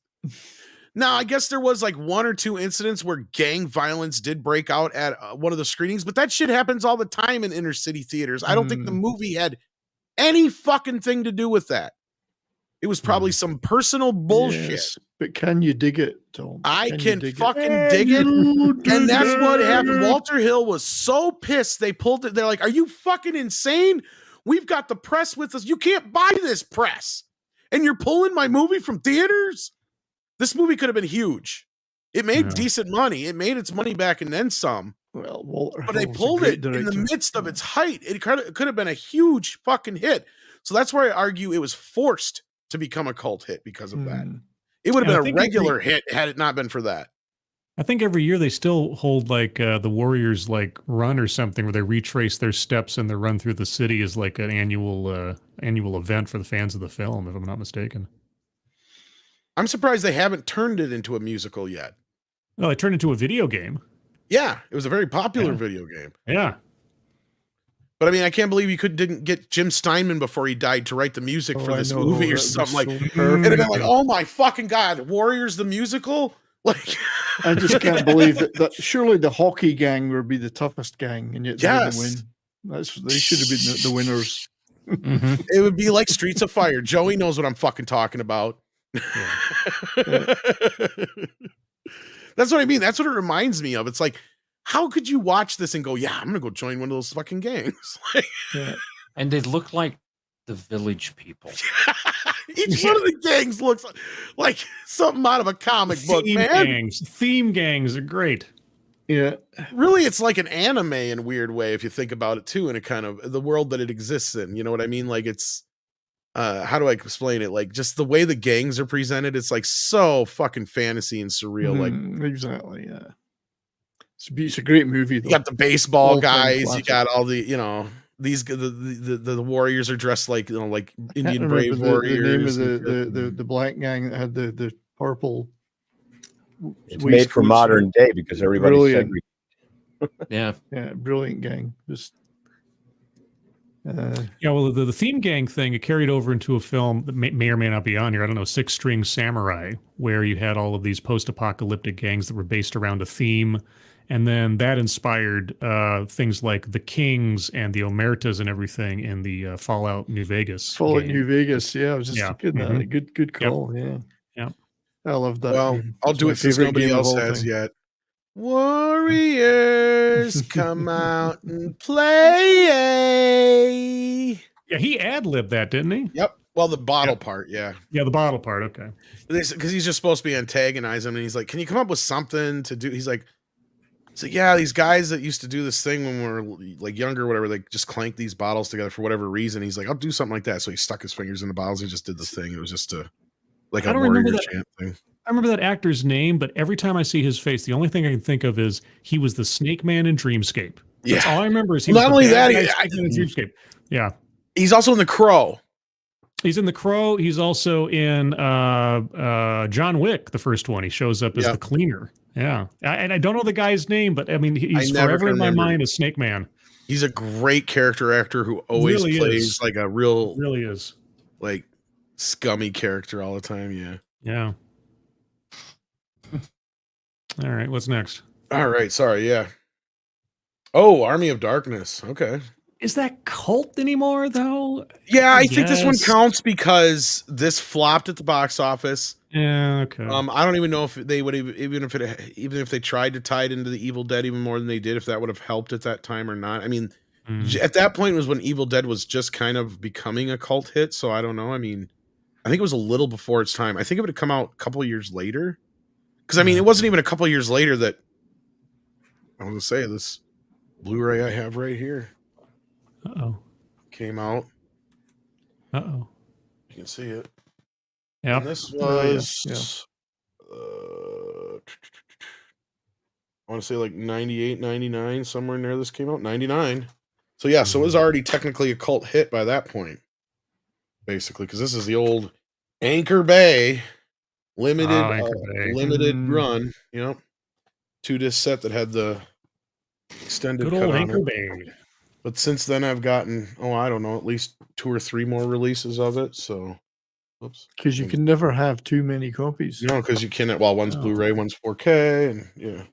Yeah, it's basically your Catcher in the Rye. Huh? You can see a copy. Oh, I've got plenty of those, man. That's because of that meme I showed earlier when you guys were talking about memes. But yeah, I mean, is it a bigger cult hit than Evil Dead 2 though? I guess that'd be the argument. I think they have a different. It was more mainstream than Evil Dead 2. Yes.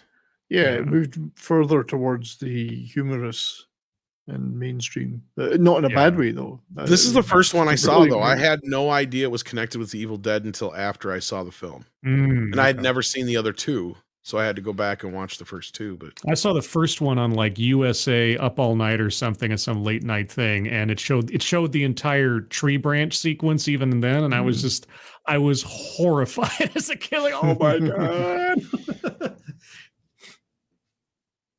But yeah, I think this one qualifies. Brilliant movie.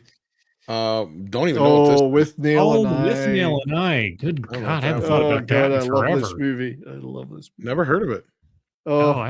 It's the ultimate drinking movie. It's everything's about drinking.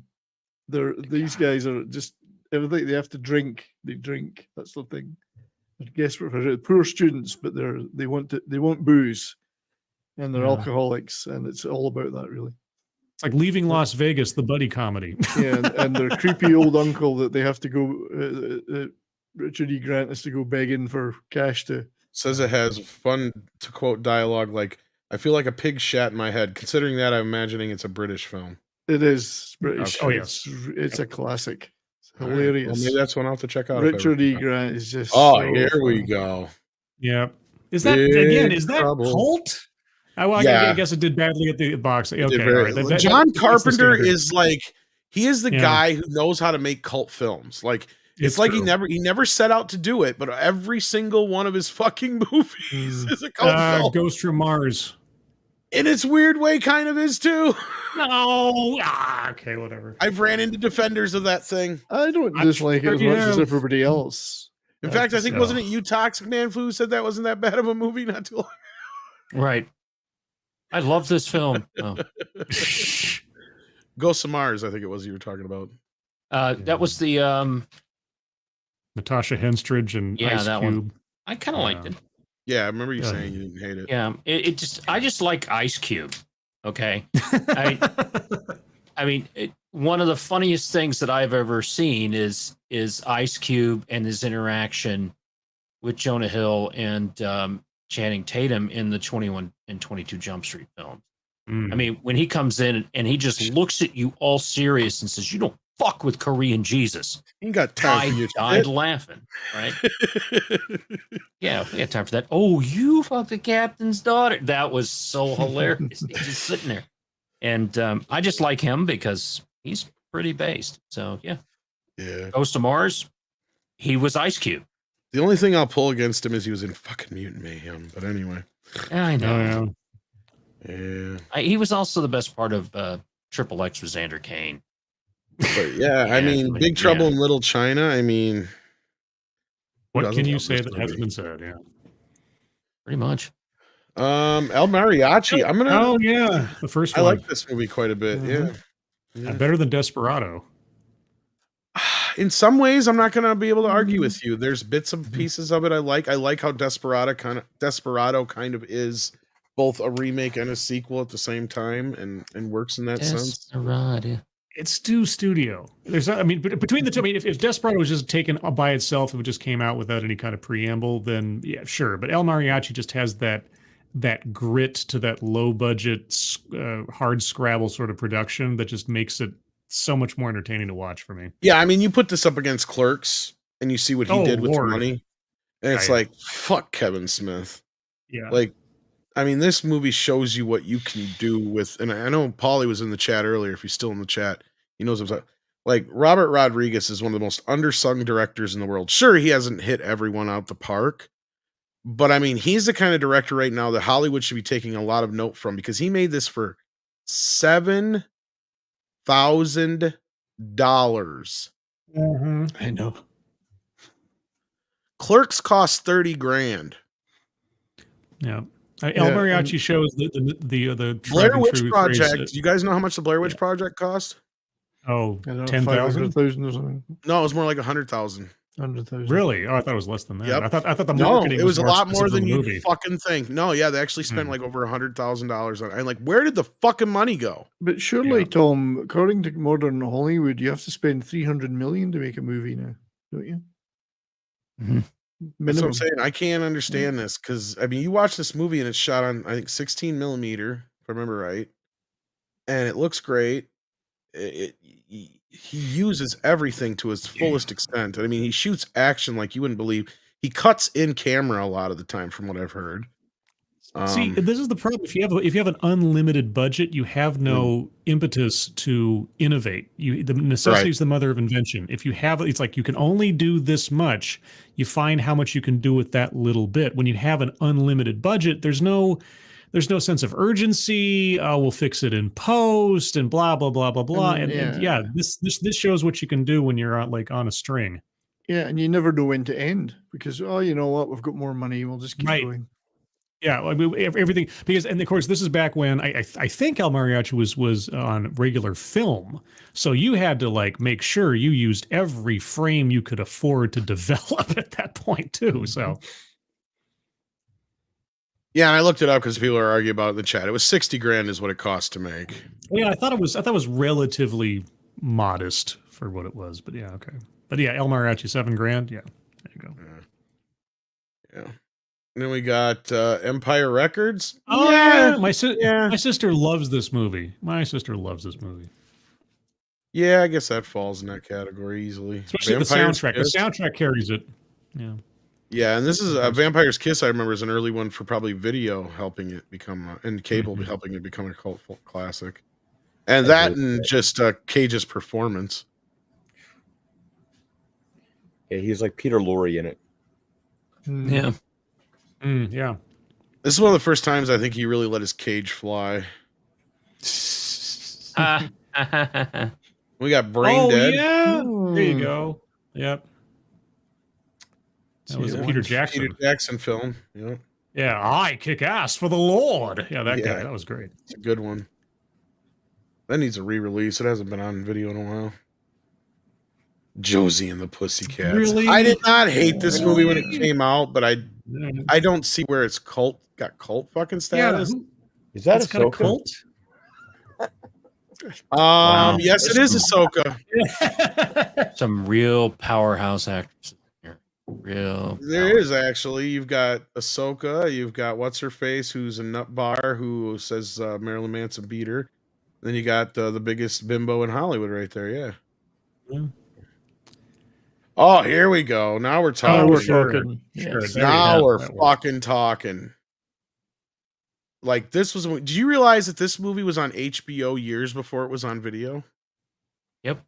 In fact, it was passed around as bootlegs because you couldn't get it on video. Yep. Recorded on VHS. Yep. Fucking yeah. This is I love this movie. One of my favorites. Quadrophenia. This is one that I've wanted to see for a while. I haven't got a chance to see it. I gotta go for this. Being a Who fan, I absolutely love this. Even though it's very different from the original concept of the album in many ways, it still captures the era very well, and the music is phenomenal. But yeah, I love this movie. My sister saw the live show of this when they did a tour and this is many years ago now. But yeah, they did a live tour of this, and my sister like attended it twice, I think, in its run, and she just loves. Yeah, she loves the Who. I love the Who. They're great. Yeah. Who? I've got all my Who posters up on the wall. Dead Man. Oh, interesting. Yeah. His name Jarmowski, whatever. Yeah, Jim Jarmusch. Jarmusch. That's what it was. Neil Young did some of the music for this. So. Dead Man, why you look so pale? All your water's in a pail. I keep hearing about this. I've never seen it, but I keep hearing people say this is... I've never seen it either. And did they digitally alter Megan Fox's thumbs or no, I don't know. Yeah, they would have to, yeah. Her toes. Supposedly this is a good movie though. I've never seen it. And Jennifer's body, yeah. Barbarella. Barbarella. Weren't they supposed to be remaking that with like Sydney Sweeney or something? I heard that. There was a talk of it for a while. I don't know if it ever got anywhere. Yeah. Okay. But it did introduce Duran Duran. Yes. That's right. Yeah. Oh, here's a good one. Phantom of the Paradise. You just played a song off of the soundtrack. I did earlier Yeah, today. I Yeah. did a video. I made a video about this movie This a is few an months amazing ago. movie. Yeah. Amazing movie. It was a hit in one city in North America, Winnipeg in Canada. Oh, there you go. They have festivals honoring it and everything. It was a huge hit in that Oh. one Okay, city. you want to know how I saw this? It's funny. I saw this on Cinemax, completely cold, had no fucking clue what it was. Yeah. I just saw the name, and and I saw something like Paul Williams was in it or Paul something like that. And I'm like, Williams. all He did right, the music. Yeah, yeah, I'm like, I'll see what Yeah. it is. And Brian De Palma directed. That's what the deal was. it's great. It's a great. So I was movie. like, okay, I'll Yeah. check it out. Totally had no fucking idea what I was getting into, but I ended up loving it. Yeah, I had no reference. Same thing. I found it on cable one night or something when I was a Yeah. teenager, and I'd never heard of it. And I just started watching, and I'm mesmerized. The music, the time travel through all the different genres of songs and pop music and everything. Yeah. And the acting and Beef showing up. It's just, I was Yeah. like, wait a sec, that's Q from Star Trek. That's one of the Qs. That's the guy that's Yeah. the Q that wanted to end his life. That's what. Yeah. Mhm. This is the movie that deserved to be a hit, not Phantom of the Opera. This is a way better movie. And Way better story. musical. Yeah. Yes, music's way better. Yeah. Mhm. Fuck Andrew Lloyd Webber. Yeah. Okay. Sweet back. Yeah. Oh man. You know, I they have actually the, did a really good movie about the making of this where Mario played Yep. his dad. Yeah. Yeah, I've got badass. I actually own a Yeah. copy of that where his Mario Van Peebles plays his father. You know what's and, awesome is it's- if you get the Criterion amazing. collection of his dad's movies, it comes with that on Blu-ray because it's never been Oh, released yeah. on Blu-ray before that. Yeah. Oh yeah, the movie. I didn't itself even is know really, it until really it was. great. I opened the box and I'm all of a sudden, wait, Badass is in here too, not just Yeah. Sweet. Yeah. Whoa, cool. Yeah. Because I have the DVD too. I was like, because I never upgraded because they never made an upgrade. I didn't Yeah. even know it. That It is was like great. in there's a shoved in there as a special feature. Like that's a nice surprise. But yeah, this is definitely throwback to classic blaxploitation films.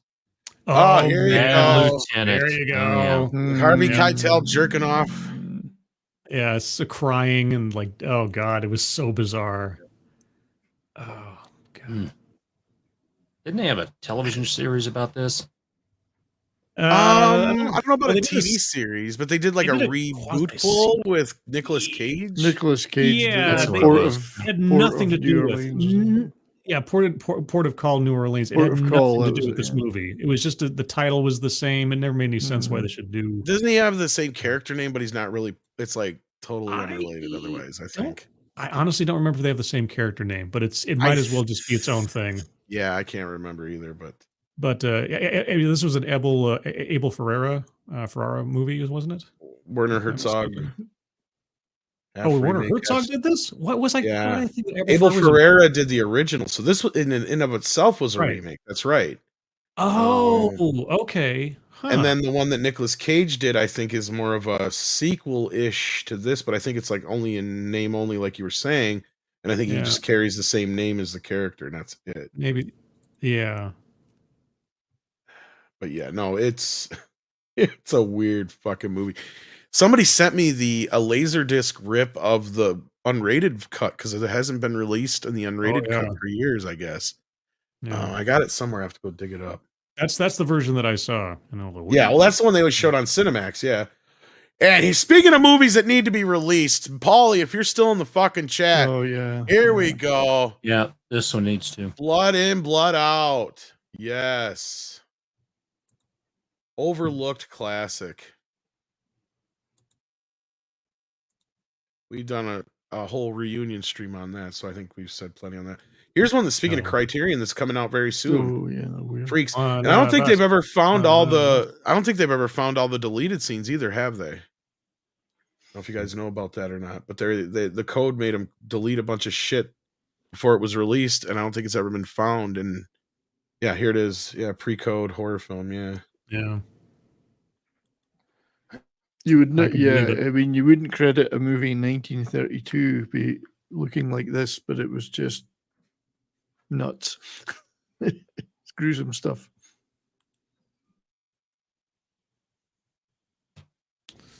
Flash Gordon. Yeah. Ah. Dun, dun. Flash Oh, and here's another one that screams cult film. Yeah. Yeah. I'm kind of amazed they haven't either done a reboot or a remake of that franchise. They've been trying. Waititi was the last one attached to Flash Gordon. Oh Lord, please no. Actually, at first I was like, "That's not a bad idea." That was after Thor Ragnarok, though. Yeah. And now after seeing Thor: Love and Thunder, I'm like, Maybe not. Just leave it alone. Yeah. If they're going to do Flash, do another Flash, yeah, but don't remake this specific movie. No. Yeah, just take the characters and No. like make its own thing. But yeah. Yeah, the only thing I would carry Adaptation. over would maybe be the Queen song, and that'd be about it. Hmm. Just as kind of a throwback. Okay, here we Slacker. go. Oh my God. Slacker. Linkletter, Jeez, yeah. yeah. Boy, oh boy, is kids gonna be on here too? Jeez. I fucking hope not. Slacker. 'Cause I hated kids. Slacker is good though. Slacker is Yeah. pretty much prototypical indie film of the 90s. If you wanted to know how to make an indie movie, this was the movie you watched first. This and El Mariachi, basically, and then Reservoir Dogs, and you had everything you needed to get started. Then maybe Clerks. I hate to say it, but yeah. Clerks before it was sullied by its future spawns. And that's mainly just for the script. Because the script in man. Clerks, I'll still give credit for, but World Crime League. I've been waiting for this sequel since I was a 7-year-old. Where is Buckaroo Banzai Speaking of versus the Kevin World Crime Smith, League? did you not hear about that? He was going to do it for Amazon a couple years back, and then there was some rights dispute, so it got killed. Dang it. Well, heck, do I want Kevin Smith at the helm of that thing, though? I know, but I guess they actually had Peter Weller or something like that involved. Sure, I'm sure Weller would do it. Yeah, and Jeff Goldblum would have come back. He'd he'd have done that just for fun. Just all he's got to do is sit there and go, Yeah. Just for him to wear those tights again. I haven't thought of that movie forever. Belly, yeah, I'm trying to remember it. I know I've never seen it. I've never seen this one.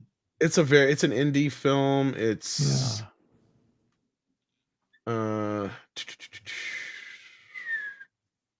yeah, it's a visual kind of like inner city kind of thing. Yeah, Faster Pussycat Kill. There you go. Oh yeah. Oh, there you that go. was a film I've seen. Russ Meyer film. Yeah. Yeah. Most people found out about that movie through the Brittany Murphy song. Yeah. She sang for Paul Oakenfold or whatever.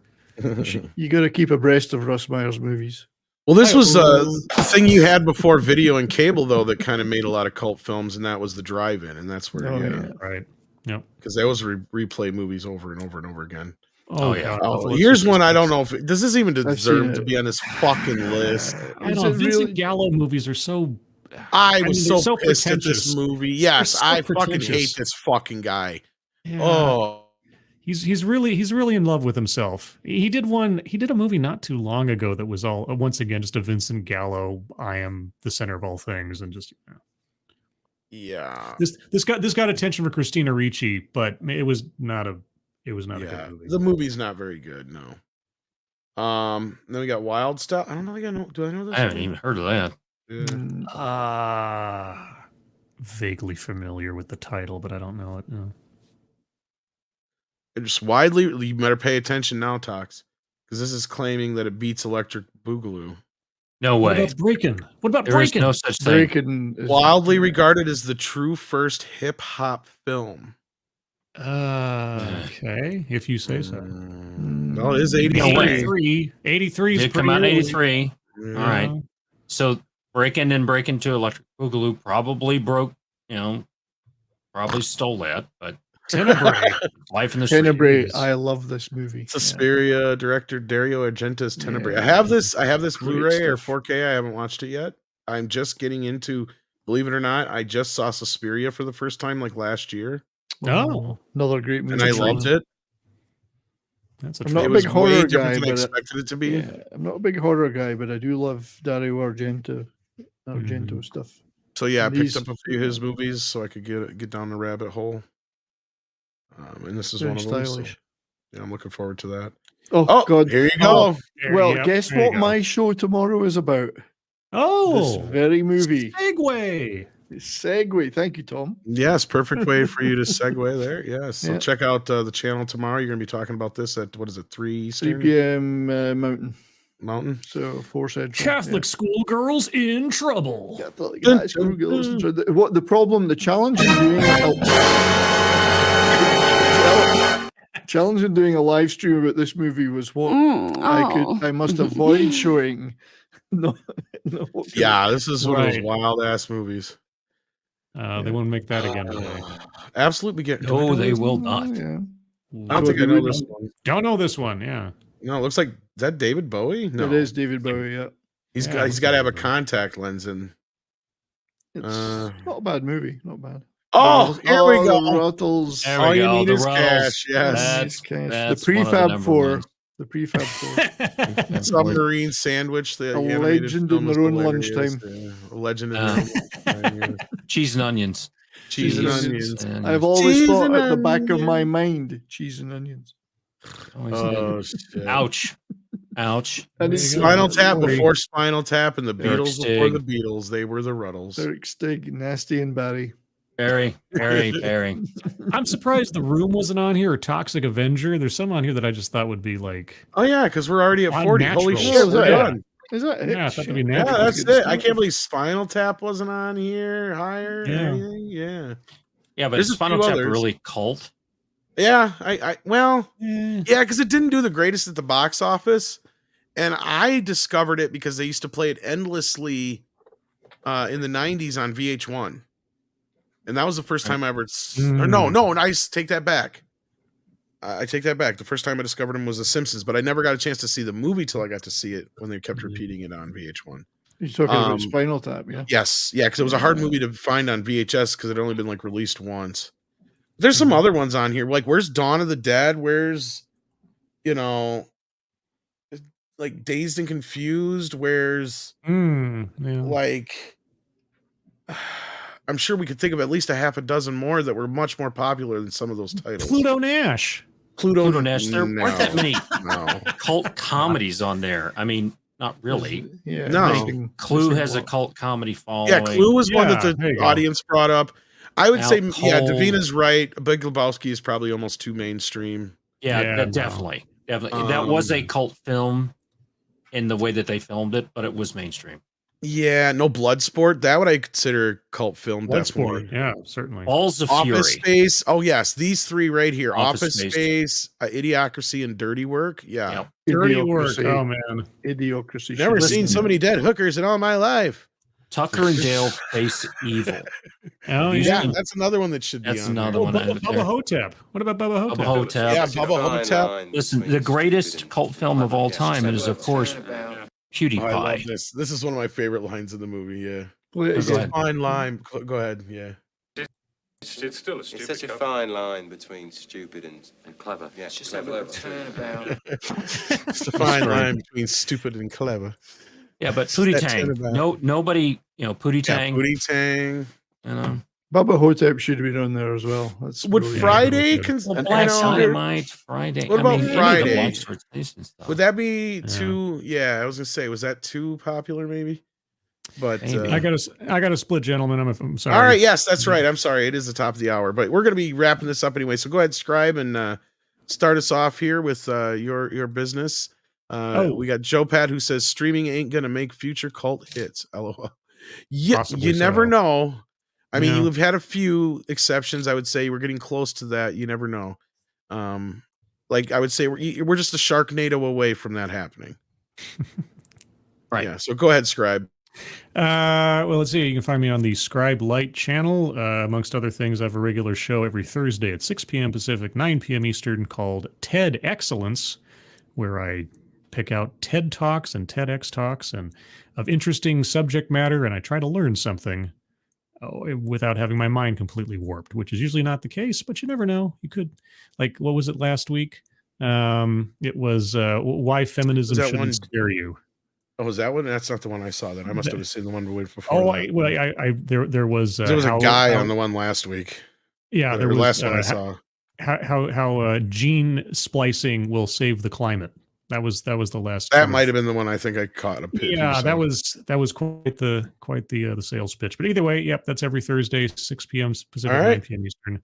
Thank you guys so much for having me on, Tom, and everybody. Nice talking to you guys, and see you, buddy. Out about movies again. Yep. See you guys next week. Take care, Scribe. Take care. Yeah. Yeah, and before we do get out of here, you guys are calling out some great ones. No Trauma movies, exactly. Event Horizon, I agree. UHF should have been on there, definitely. UHF, 100%. Yeah, like I say, there were no comedies on here, really. Yeah, there's no comedies at all. You're right. That's a good point. Because even Blues Brothers, you could almost consider a cult film because it did technically flop on its initial dropping, and it kind of became a cult hit on video. Well, I would have thought of Animal House as well. I mean, in that case, Animal House was a huge hit at the box office. That's the big difference. Could be things that just still excite a large following. True, but I look at it, and I think that's kind of what they were arguing, and that's where I think I would draw the line. For the obscure stuff, is that it's more of like it didn't do well in theaters to begin with, but then grew an audience over time. Fear and Loathing's a great example.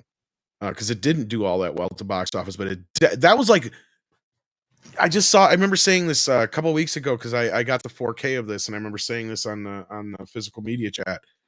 I said Fear and Loathing was the fastest I ever seen a movie became a cult classic in my life. The movie came out, didn't do shit at the theaters, but instantly, like, it was one of those movies that all the fucking stoners just took to right away. And everybody it's like you could see it right away. It was going to be an instant cult classic.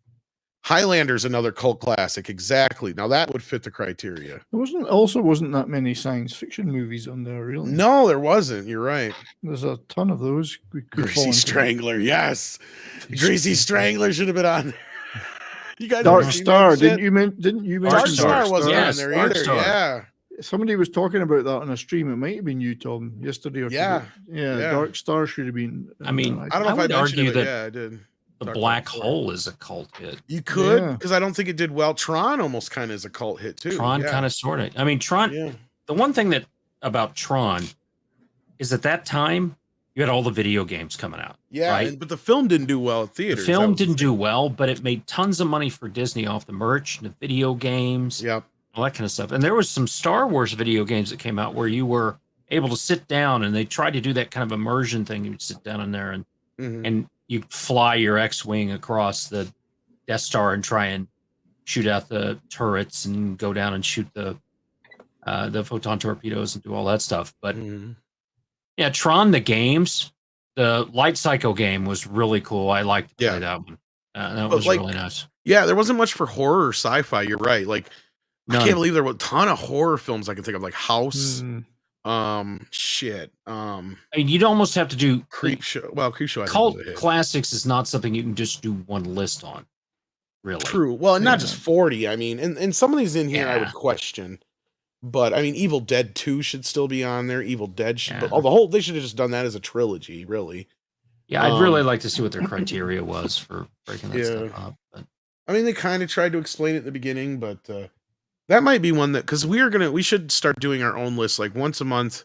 And I think I asked you guys that, and you guys did respond. And yeah, we should. The Gate is another one that should have probably been on there. I'm just looking at my shelf right now, just kind of like naming shit off. But yeah, is that what they call it now? Looking at your shelf. Yeah. Well, here's Serenity. Would you consider Serenity a cult? Well, here's one for Brahma that since he's not here, I'll bring up for him. The one with John Cusack, Better Off Dead. That's a cult hit. There you go. Yeah, that's pretty much. Yeah. Yeah. The Guyver is a good one. Yeah. I like the example in there of having Showgirls. It's a bad movie, which has become a cult hit.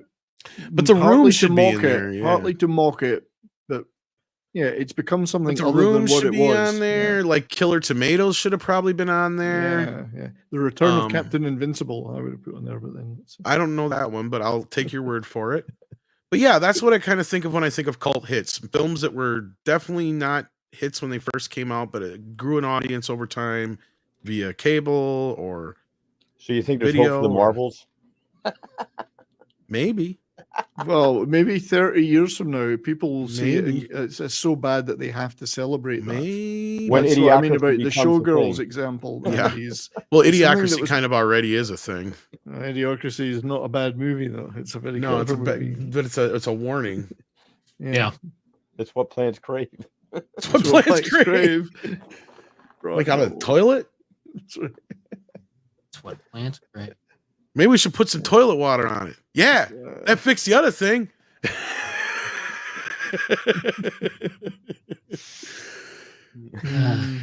Oh, those It's are like some good films. we got all kinds of stuff that needs to get fixed yet, man. Like the comedy and the big nuclear thing, and they got the hole in it. Got the hole in the thing. What a great film. Oh, I It's love that brilliant. movie. Too bad it's all true. Did Too you bad see it's that? country, yeah. It's kind of funny, but it was kind of for they did a video recently with God, what the hell was his name who played the president? Nacho Mountain Dew, whatever. Danny, Camacho. Yeah. Danny, wasn't it Danny Trejo? Was the, No, that's no, not Danny it Trejo. was I'm trying to think of his name. Terry Crews. Terry Crews, yeah. Terry Crews. He Sorry. recently redonned the character for a Polyps commercial or it's out there. Terry Crews did it. Camacho, yeah, Camacho, Mountain Dew, something. All his fucking names that he's got. Terry Crews, yeah. Was. Yeah, you should see it. Let me see if I can bring it. Fuck it, we'll probably get a claim for it, but.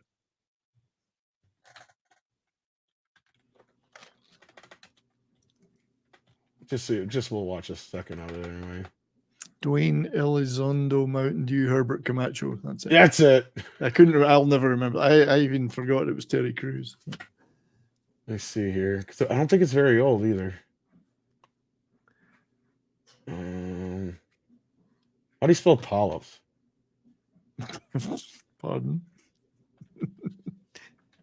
Yeah, it's about him getting shit shoved up his ass. Here we go. Yeah. Leads from Behind. Yes, that's what it's called. A month ago, that's when it came out. I was gonna say it's brand new. Yeah.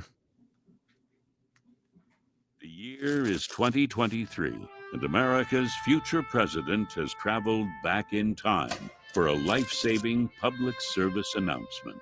It's President Dwayne Elizondo, Mountain Dew, Herbert Camacho. Come here to get my checked out. Today, we dive into President Camacho very deep. This is Inside President. Doctor in here. Hey, doctor, you the guy. You comfortable? I'm comfortable, man. I came from the future to get the best care now so that I can live forever. Well, there's these polyps that could grow inside your colon and can become a colon cancer. So what we want to do is find them early, remove them so you never get the colon cancer. Bam! You would be on my Bam. I'm down with that. I'm down with that. Okay. This is what we're about to do right now. So basically, the goal is just to figure out whether you're at risk. It does affect Black men more than it affects other men. What you'll see today is that it's really easy to do. It's painless. Me and you, we simpatico. I want to tell you about all the options you got. The first is you So can yeah, do a stool it's test an actual that your doctor can send you called thing to get you to go do it. The But second yeah, option called a Right. Cologuard. Public services That's a announcement. They're probably not going to ding you for that. For We sure. analyze that too, and that tells us whether you're at risk. Oh, that The would be third YouTube. option, which is the one that I think you're going to do today, called Interestingly enough, it might have the Now, with effect that, of we look making inside people go with look up the cameras, movie and because they'll you say, can "Who is see that something character? and What's take it he out at the playing?" same time. Yeah. I am the president, Dwayne Elizondo Mountain Dew, not Mountain Don't. And today, Mountain Dew Dew. Love Thank you that. very much. You got I'm about to Mountain Dew. Yeah. Yeah. I'm about to get all geared up. I'll see y'all in a minute. Yeah. Just make the stuff taste better. Whoop, whoop. I'm coming through. President Camacho was then taken back for his procedure. Again, he actually did this. No presidential look-alike or stunt double. I'm ready to get some of that anesthesia. First of all, I don't want to see no dollar of the polyp. You know what I'm saying? Not one bit. My ass about to be clean as glass. See that?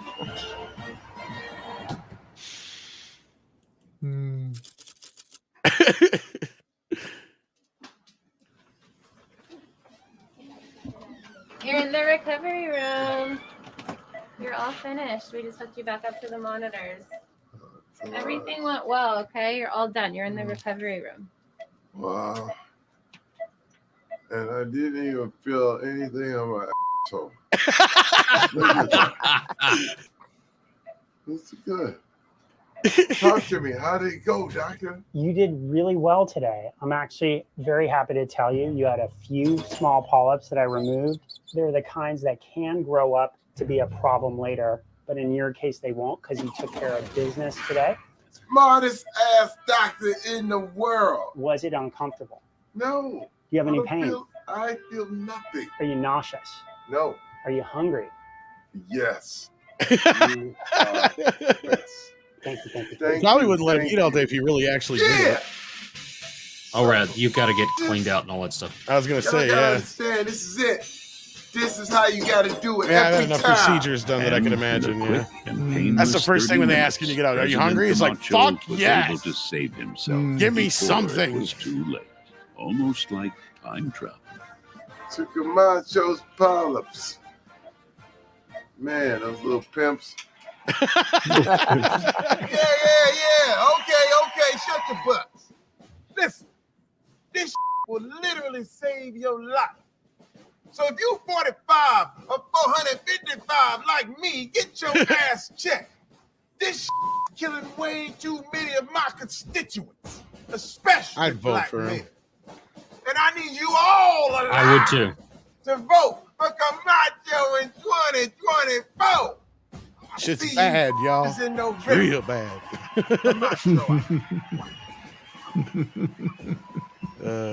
I thought that was kind of cute. That is good. The whole thing's very well done. Yeah, lead from I behind. think, like somebody said, he committed to the bit and the butt in the chat.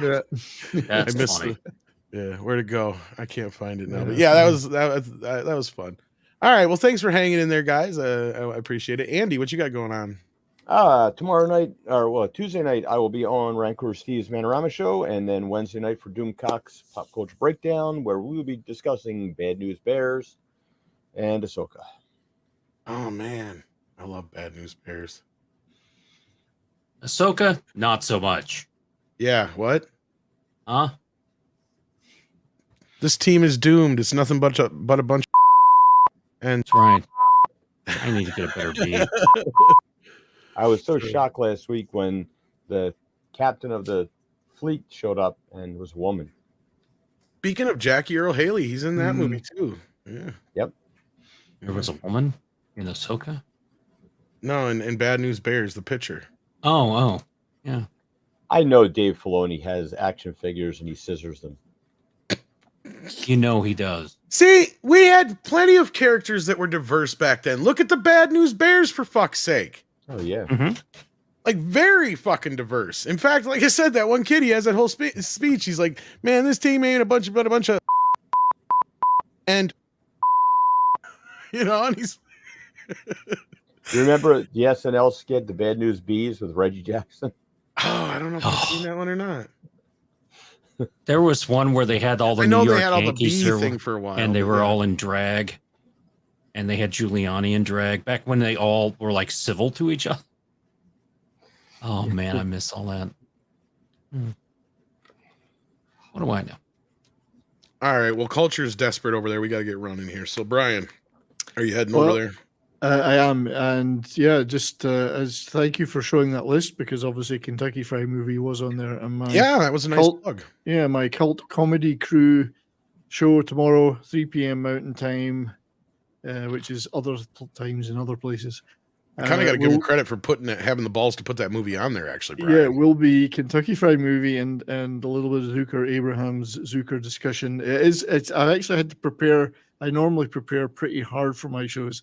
This one I had to go through every image that I'd captured from the movie individually to ensure that only certain ones could be used. So there's a lot of stuff in there you can't use, but it's an early effort by them. Not 100% funny, but when it's funny, that movie, which is it's very groundbreaking, and it was the first movie of that team. So, and only the second John Landis movie. After the first one Schlock, being yeah. Schlock, of course. So, Which and I it has have a bit- Schlock. I need to get my hands on Kentucky Fried. I haven't seen that since the days of VHS, man. It's good. It's got its moments. Fistful of Yen is the greatest martial arts movie ever made. It has been so long since I've seen it. You can get it on Blu-ray. There is a Blu-ray. It is out. I just have. Yeah. I don't know why I don't have it. And there's I've a got. fairly I've got interesting. Schlock. Yeah, there's an interesting not director's commentary, sorry, interview with the Zucker brothers. It's about over an hour long, and it really goes into their career quite a lot, and it's some interesting stuff in there. So worth watching. Cool beans. All right, we'll check that out tomorrow. And Tox, I take it you're probably going over to Culture Stream as well. Yeah, I'm going to head over to their culture, say hello to him, and probably head out. I got to get up early tomorrow and actually do some work, believe it or not. So for the real job. What? Yeah, I know. But we're doing the Monday Meltdown on Comics Division's channel tomorrow at 9 p.m. And then on Wednesday, we do Yelling at Parked Cars as a Rumble exclusive. Starts at 8 p.m. This is all Central. And then Thursday, we've got the Thursday Night Throwdown, 9 p.m. Central there. All right, and Joe Pat 87 sent in $1.99, said, I'd be happy to eat my words. Well, I don't want you to eat your words. Heck no. But we'll see. And Hey, Six these are sends just us a opinions, pooper man. sticker because she's working. Thank you so much, Six, and we wish you were here as well. Mhm. And with that, we're going to head on over to Cultures, and this stream will lead you over there. So see you, kids. Bye. Bye. See you, Cultures. Good night. Excuse me, ma'am. No porn at the bar. Oh, it's okay. I'm transgender. Oh, I